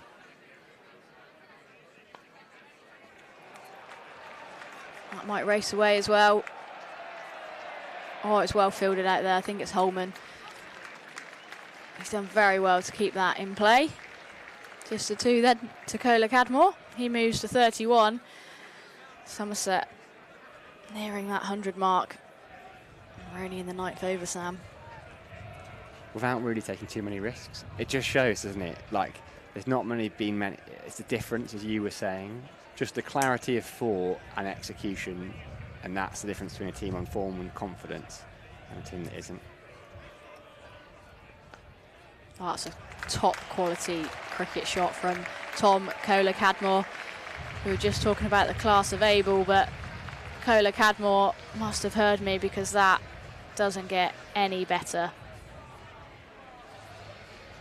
I think that's the thing for me with Kohler-Cadmore as well. Yes, he's got power, but he just plays proper cricket shots with that power. You know, feel like he's not really going to do too much funky stuff, but he's able to pierce gaps. And when you can hit it over boundary fielders' heads, it's not much you can do about it. Dot ball then to finish the 9th over. Somerset 97 for 1 here at the Cooper Associates County Ground.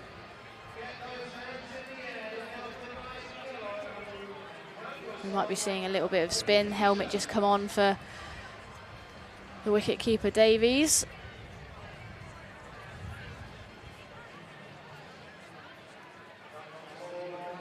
Yeah, a bit of leg spin from Luke Holman. Going to be a strong candidate to be a batting all-rounder, I think. They've bumped him up to 5 this season, given him that bit extra responsibility. Picked up a couple of wickets already. Almost bowled his full 4 overs in the Gloucestershire game last Monday. 1 for 37, 1 for 36 against Hampshire in the defeat previously. Bowls a decent wrong one.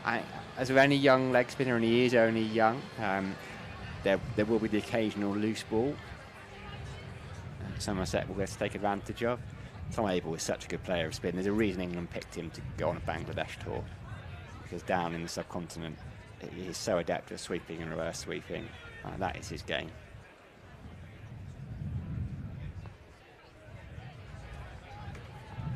Abel just knocks that into the leg side.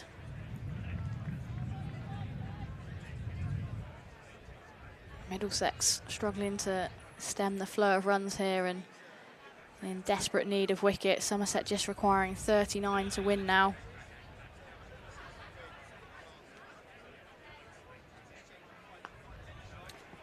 Struck hard, and it struck for 4. Brilliant footwork there from Kohler-Cadmore. Just gives himself room. Pierces that offside evades the extra cover fielder. The skipper Eskenazi in there can do nothing about that.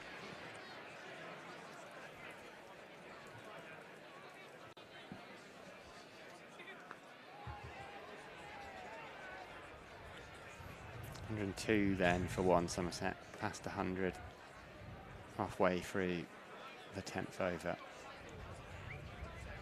Just need 35 runs to win. 3.3 is the required run rate. This is interesting. Backward point, and a short third. And Tom Kohler-Cadmore gets down on one knee and paddle sweeps it away, probably only for a couple, I think. Ryan Higgins, it might be coming around there. We haven't seen Higgins with the ball yet, either, have we? No, I'm not sure it is Higgins, just because I think Higgins was one of the two with the floppy hats on. Yeah, you're right. Spot on. I was just saying, Kohler-Cadmore plays such traditional cricket, just with a lot of power. He's prepared to do the funky stuff when the gaps are in the field there, though. Again, happy to take what's on offer. So much space on that leg side, with those three fielders behind square on the offside.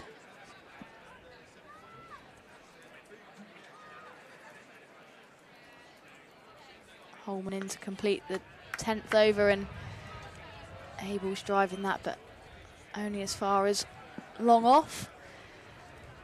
And on that note, Somerset 106 for one here.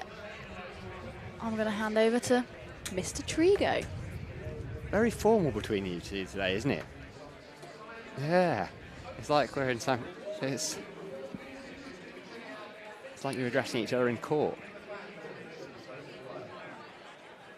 Somerset then well on their way to making it 5 from 5, as are Middlesex, but unfortunately for them, it's in a much less positive sense. Welcome back, Triggs. Hi, Sam. Yeah, the game is on turbo, isn't it? I think Somerset are playing such a aggressive brand of cricket. It's going to take some performance from the opposition, especially here at Taunton, to stop them. They are looking every bit the form side in the Vitality Blast this year. Ryan Higgins into the attack from the river end, marshalling his troops, gesticulating away. Move there, move here, but I'll tell you what, if Kohler-Cadmore gets hold of one, it doesn't matter where you put your fielders. Into Abel, though, for his first ball. Cut straight at backward point. He's been a little bit expensive, Ryan Higgins, in this tournament. Went for 62 on his 4 overs on Wednesday, but he's generally going at 10s and above, which is not ideal, particularly he's not picking up wickets, picked up a couple of wickets in 4 games and gone at well over 10s, so needs to do something a bit special here. Yeah, I think with the guys that are of a similar pace to your Ben Greens, your Ryan Higgins, a lot of guys who bowl at this sort of pace, I think season on season, because of the lack of pace, you have to keep evolving. You have to bring a new slower ball into your armoury. You have to nail your Yorker, because I think it gets to a stage where if you get on the wrong pitch, people are just going to climb into you. So you have to be able to adapt and like I said, keep evolving your game, as batters do. You know, a lot of batters come in with a different shot every year, but I'm not sure you'll ever want to change a Tom Abel cover drive. That's an absolute perler. Like I said, this game is on turbo and it's going very, very rapidly to a conclusion at the moment. Somerset 110 for the loss of only 2 wickets. Sorry, 1 wicket. Yeah, Tom Banton retired, not out, I presume it is. Just waiting for some confirmation. Hopefully Tom Banton is all right. We're not sure if it was injury related or perhaps illness related. As soon as we know, we will find out. Yeah, a bit of a concern. I'm sure he'll be fine. Good to see Timmy Groenewold on Twitter. Not sure anyone can compete with Somerset at home in the Blast. Maybe only Surrey and Lancs at full strength. Proper fortress. It is seeming a little bit that way. It's starting to go that way. Were you out there singing a bit of Sweet Caroline? Well, after being at so many live sporting events over the last decade or so, I've had my fill of that song. I'm not going to lie. It's been dropped off the playlist. Yes, it doesn't surprise me. End of the over, 111 for one. The late great David Shepherd will be up on one leg as we speak. Probably not for long though, with Tom Kohler-Cadmore and Tom Abel out there. Yeah, it's been quite a resounding performance so far from Somerset, that's for sure. They're playing, like I said, a very confident brand of cricket. Quick whiz elsewhere. Surrey 124 for 9. Up at Bristol, Gloucestershire 37 for 3 in reply. So it could potentially be a low-scoring thriller up there. Worcestershire made 226 against Notts, who were 115 for 5. Here we go on screen. After the Blast tournament, the cricket keeps coming in the summer. The Royal, well, no, it's not the Royal London, it's just the one-day cup, sorry. This summer, Somerset versus Warwickshire is the first home game, Friday the 4th of August, Beer and Cider Festival. Now there's an event going on for each of the 4 home games. Which is the event, though? Is it the Beer and Cider Festival, or is it the cricket? Double event. Holman. Answers on a postcard. Drags down, bolted into mid-wicket. And by the sound of the crowd, I can't see because part of my great mate Marcus Roscothic's building's in my way, but sounds like that went through him for 4. Yeah, he put the dive in. It was a bit hard. You know what T20 crowds are like, Pete? They're quite harsh on fielders. That was a harsh one. Nicely cut away using that angle, Tom Abel.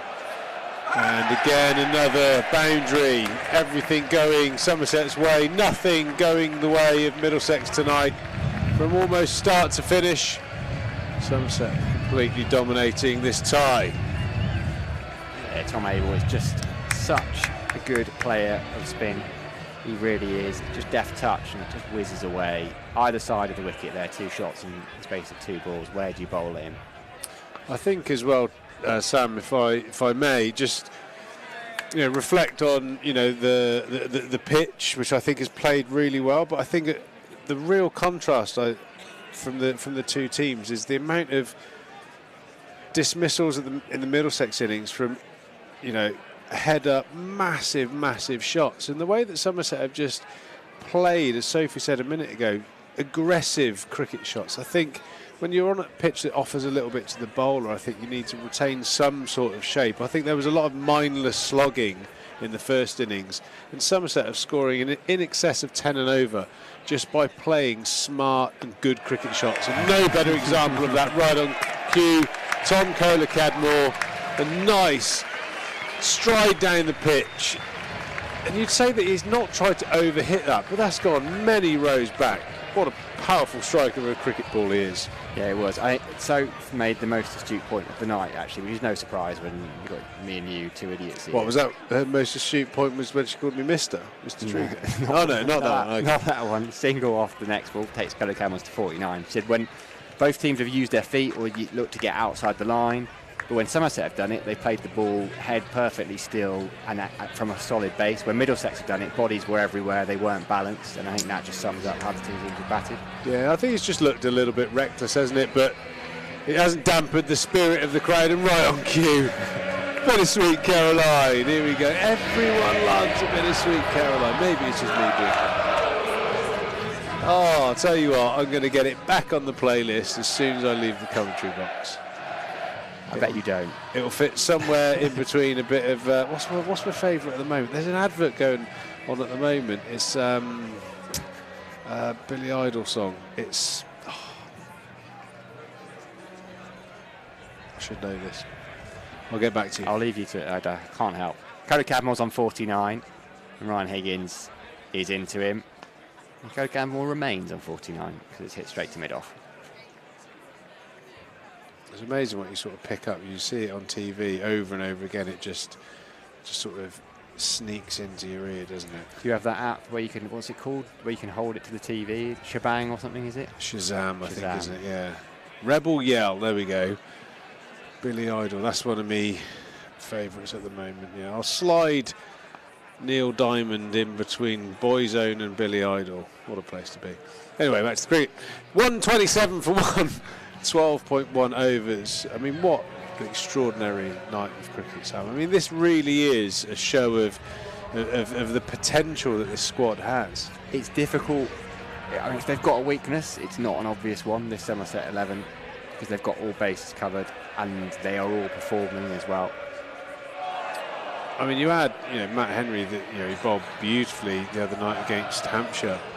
I mean, you've got some pretty top-end cricketers that you think.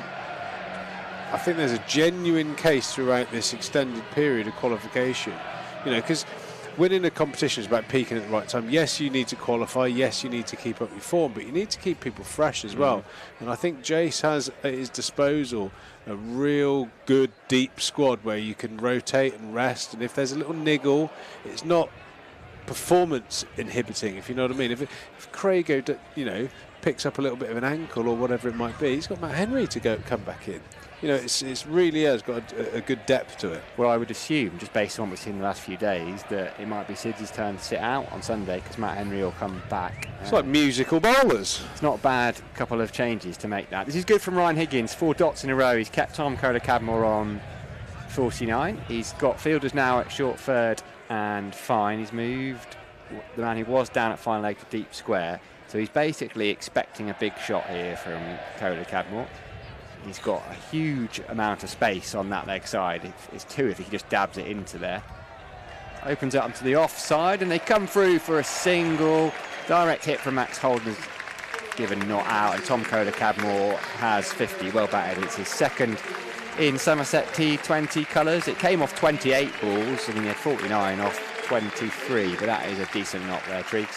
Yeah, very well played. And also, I love the fact that, he's an ultimate team man. He's just testing out Tom Abel's hamstring with that quick single. That got a little bit hairy halfway down, but Abes is obviously back to full strength. He's rapid between the sticks and he's made it home. But, yeah, it's one of those sort of, I think the next few overs, it's just going to fizzle a little bit. I think there's going to be some smart batting, some good cricket shots. Only a couple of blows away from this game being done and dusted. Higgins going for the bouncer and missed out. Tom Abel, end of the over. 13 overs gone. Somerset, just for the first time in a while now, dipping below the 10 runs and over. 128 for the loss of only 1 wicket and the retired hurt Tom Banton. One of our sponsors, WPA Health Insurance, thanks very much for all the support, and also Virtue Motors sponsoring our headsets that are around the ground. Toby Rowland-Jones then is coming back into the attack. If you've enjoyed watching this on the live stream, well, why not get yourself down here in person on Sunday? There are still 500 tickets left. Yep, just the 500. We expect them to go, so don't wait, don't dilly-dally. You probably won't be able to get in on the gate, but if you get onto the Somerset website, you'll be able to pick up those tickets. There's a family ticket offer as well. It's kind of an unofficial family day on a Sunday afternoon. Somerset playing Essex. Always a big clash as well, that one, Treats. Yeah, it'd be a great game. Yeah, definitely bring the kids down. Let the cricket do the babysitting while the parents lay back in their chairs, have a couple of drinks and watch the boys hopefully maintain this magnificent form they are in at the moment. Toby Rowland-Jones coming in for one last attempt, hopefully trying to forget the horrors of that drop catch. Straight over extra cover from Tom Kohler-Cadmore. 1, 2, 3 in a row, over the ropes for 4. Kohler-Cadmore, he has got something to do this evening. Yeah, he always does, doesn't he? He always does. What a player, as I said to Sophie. It's like you've forgotten that Riley Rousseau was here last year, and that's no kind of negative towards him. It's just that Kohler-Cadmore has slotted in and made that number 3 slot his own. The leading run scorer in the competition isn't here this year, but Tom Kohler-Cadmore is, and he looks set for a heavy run scoring summer. Another short ball from Toby Rowland-Jones, and Kohler-Cadmore nonchalantly cutting that over the infielders for another boundary, and this match is getting away from Middlesex. Not only are they going to lose in their 5th game in a row, but it's going to be Bit of a decimation, this one. A lot of work to be done behind the scenes. Yes, a young team. Ian Salisbury, Richard Johnson, a couple of the coaches got their work cut out for them, getting the morale up for the rest of this month's T20 cricket. Yeah, Richard Johnson's a fine coach though, isn't he? He's very, very good. He had a couple of good years here at Somerset as well. Got himself into the England side. Very, very well thought of in the county game. Oh my word, slower ball into the pitch, and Tom Kohler-Cadmore has dispatched that down St James Street. What a way to end a resounding victory from Somerset. Somerset go 5 out of 5 in the T20 competition. The Vitality Blast, Middlesex, matched them, but in the complete opposite direction. Yeah, it's been about as one-sided as you can get, really. It's been a complete domination from start to finish. I mean, you want to say Middlesex will learn from nights like this, but it's tough lessons because Somerset have been brilliant. 1 down. Tom Kohler-Cadmore, I mean, despite getting stuck, in inverted commas, on 49 for 4 balls, he has still made 64 unbeaten from 31. 7 4s, 4 6s. I mean, Abel's unbeaten on 26. I wonder after his 200 strike rate, 64, he'll be reflecting on his sticky period. It's amazing, isn't it? I mean, it's fantastic. I mean, the quality does keep coming, Sam. I mean, Soph summed up really well. I think there was just... It's personal game plan, it's execution, it's thinking about what you're doing. T20, the best players, they don't just dumb hit. They know what they're doing. They play to the situation. They play to the wicket. They play to the occasion. The person they're facing at the other end. And I just saw 2 teams there. One of them had one way of playing, and the other one could have probably scored that many runs playing in a multitude of different ways. And I think that's probably, you know, indicative of where the players are in their career. Like I said, that was Tom Kohler-Cadmore's 150th T20 match in his career. So vast amounts of experience. And you know, with all the ability in the world, having guys that have played that amount of cricket definitely pay dividends. The players just shaking hands, and really good there to see Tom Banton out there shaking hands, so nothing looking too serious there, so that's good news. Yeah, it really is. He made 27 before he retired out. Looked in, brilliant touch. Right, well, it's been brilliant this evening, Treeks, to have you here alongside us, as it always is. Brilliant to have Luffy too. We're going to leave you with some highlights. Don't forget, if you're short of a thing to do on Sunday afternoon, Essex are here, Somerset are here, looking to make their record 5 from 5 to 6 from 6. 500 tickets remaining. Act fast. Thanks very much, Treeks. My pleasure, Sam. And you may think this is the highlights package, but you might as well have played the whole innings. The whole game was a highlights package for Somerset, but pleasure to be here. Thanks to you, Sam. Thanks, Soph. And we'll see you all again Sunday if you're not here in person.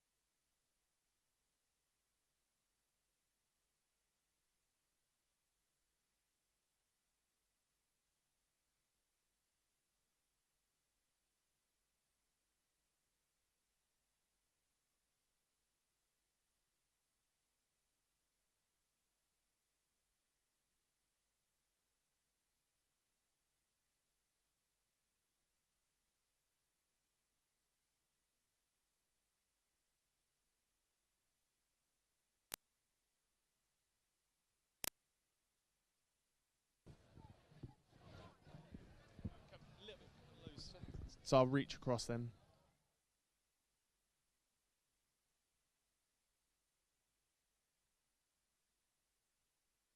I'm on the boundary rope with the eventual match winner, Tom Kohler-Cadmore. A phenomenal performance yet again. 5 from 5 for Somerset. What is the key ingredient at the moment that's got you all motoring? I don't know. I think the bowlers are obviously setting the tone, and I think any one of our players could actually be stood out here. Bance and Smeedy up the top are setting the tone with the bat. It's making kind of my job and Abe's job, especially coming in the middle, nice and easy. So yeah, for us it's kind of a whole team effort, and I think every single one of our players is kind of putting their hands up at key moments, which is obviously a great sign. Yeah, everybody chipping in their own way. For you personally, you're among the runs at the moment. You must be feeling great about your contribution. On nights like tonight as well, doesn't get much better, does it? No, yeah, it was really good fun out there tonight. The crowd was awesome, and they distracted me for a little bit kind of when they were singing. But yeah, it's special nights like this, kind of a full house Friday night, and obviously the support down here you get is always good no matter what format. And you must love batting with those boys. Couple of nice partnerships out of there. Obviously you were the constant towards the end too, but it's great to have that team camaraderie, and you all seem to get on very well. Yeah, absolutely. I think this is one of the tightest groups of players I've ever been in. So the lads are kind of really close, do a lot of things away from cricket as well, which helps. But the talent we've got in the change room, you look down the list and there's 14, 15, 16 match winners in the squad. So for me, I think the hardest job is kind of losing, picking the team, but the boys are doing a great job, and as long as we keep winning, kind of that's the main thing, and people will continuously keep putting their hands up, which is nice. And as with the Blast, a very quick turnaround for Sunday. Do you get a chance to have a beer now, or is it very much for focus on tomorrow, recovery, and then going again and hopefully making it 6 from 6? I don't drink, so I won't have a beer, but yeah, I think some of the other boys might have a couple to celebrate, but nothing too wild. It's Lammers' birthday as well tonight, so we'll probably have one for him, but yeah, it's all about kind of the next game now and making sure we don't get too far ahead of ourselves. Got another big game on Sunday to set kind of, well, we've got 3 more games in this little period, so if we can finish really strong in that, then we're kind of setting ourselves up for the back end of the tournament. Well, Tom, a great innings, well done, another victory as well. Everybody here in the Cooper Associate County Ground, Tom Kohler-Cadmore. Very well batted, Tom, and very well played to Somerset. That's it for now. Thanks ever so much for all your support today. We are indeed back on Sunday for Sunday Fun Day against the Essex Eagles, where we very much hope to see Somerset make it 6 out of 6. But for now, thanks ever so much again, and have a safe journey home.